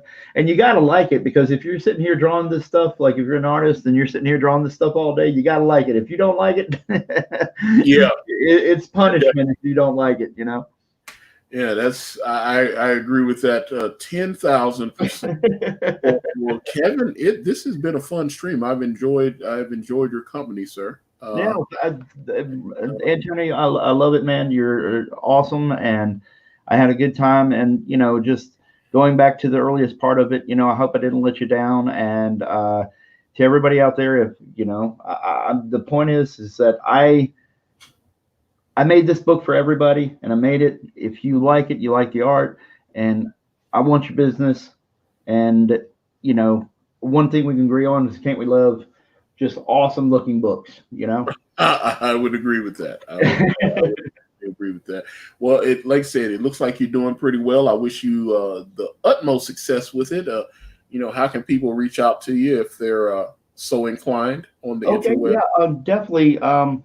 I have you can reach me on Twitter at KevHulk73. If for some reason that's not coming up for you, KevHulk73 on Instagram, and you're more than welcome there. And let me see. Then we have Indiegogo. Look for Dragon Guard. Dragon Guard Live. Yeah, and check out Brand Way of the Gun as well. And the link to that is Brand Way of the Gun. So I'm just here to make good comics with you guys, and I want everybody to have a good time, like me and Antonio are, and just enjoy the stuff, man. I want to make you excited, like we were back when Image was out, and you were running to the comic shop, and you wanted to see what Pit was, or Wildcats, or whatever, Yeah, well, trust me. Well, like I said, this has been a fun stream, and definitely. Perhaps have you back another time or something. We can keep, like maybe have Kanan on or something. And I'd love to, since we love talking about all that 80s stuff too. And supposed to stream with Kanan in the morning if he doesn't stream me up, if he doesn't stand me up. Oh, okay, cool, man. I'll look forward to it. Sometimes it's hard to get Kanan to show up, but I'm sure he has given me his word he will stream with me tomorrow. So sweet. I will stream, and then I think tomorrow night I'm going to have Adam Post on for College of the Dead 2, and have him on to talk about that. And then on Thursday we're doing the Wrestling Council on this channel. It'll be the last Wrestling Council we do before WrestleMania, which is this Saturday and Sunday. It's on both days. So they're doing a 2-part WrestleMania, Corona WrestleMania. Yeah, exactly. That's going to be interesting. From the Performance Center, right? Am I right? Yeah, although there's another location as well. It's supposed to be more than one location because they couldn't, because they can't have all the people. They were like, hey, let's just do different vignettes or whatever and shoot in different places. Oh, sweet. So yeah, they're going to try to do they started shooting last week. I heard they started shooting because everything's gonna be like pre-taped. I don't think there's gonna be any live matches, but the matches are supposed to be like pre-taped for the most part. Or I know some of them have already been filmed, and that kind of thing. But I'm looking forward to doing that on Thursday at 9 p.m. Eastern Standard Time, either here or on the S&B network. But I'm hosting this week. And as always, Facebook, Instagram, Twitter, and here on YouTube, all at Akari Press. And, of course, AkariPress.com takes you to Brand Way of the Gun. Thank you, guys. This has been a blast hanging out with you. Thank you to Kevin Sharpe. Please, please, please go out and check the Dragon Guard out. And, hey, talk to Kevin. If, like I said, I know you've you remove some of the blocks from some of these folks. All you can do is just try to, if people are willing to have a conversation, have one with them. That's all you can do, man. Hey, but other than that, God bless. God bless, buddy.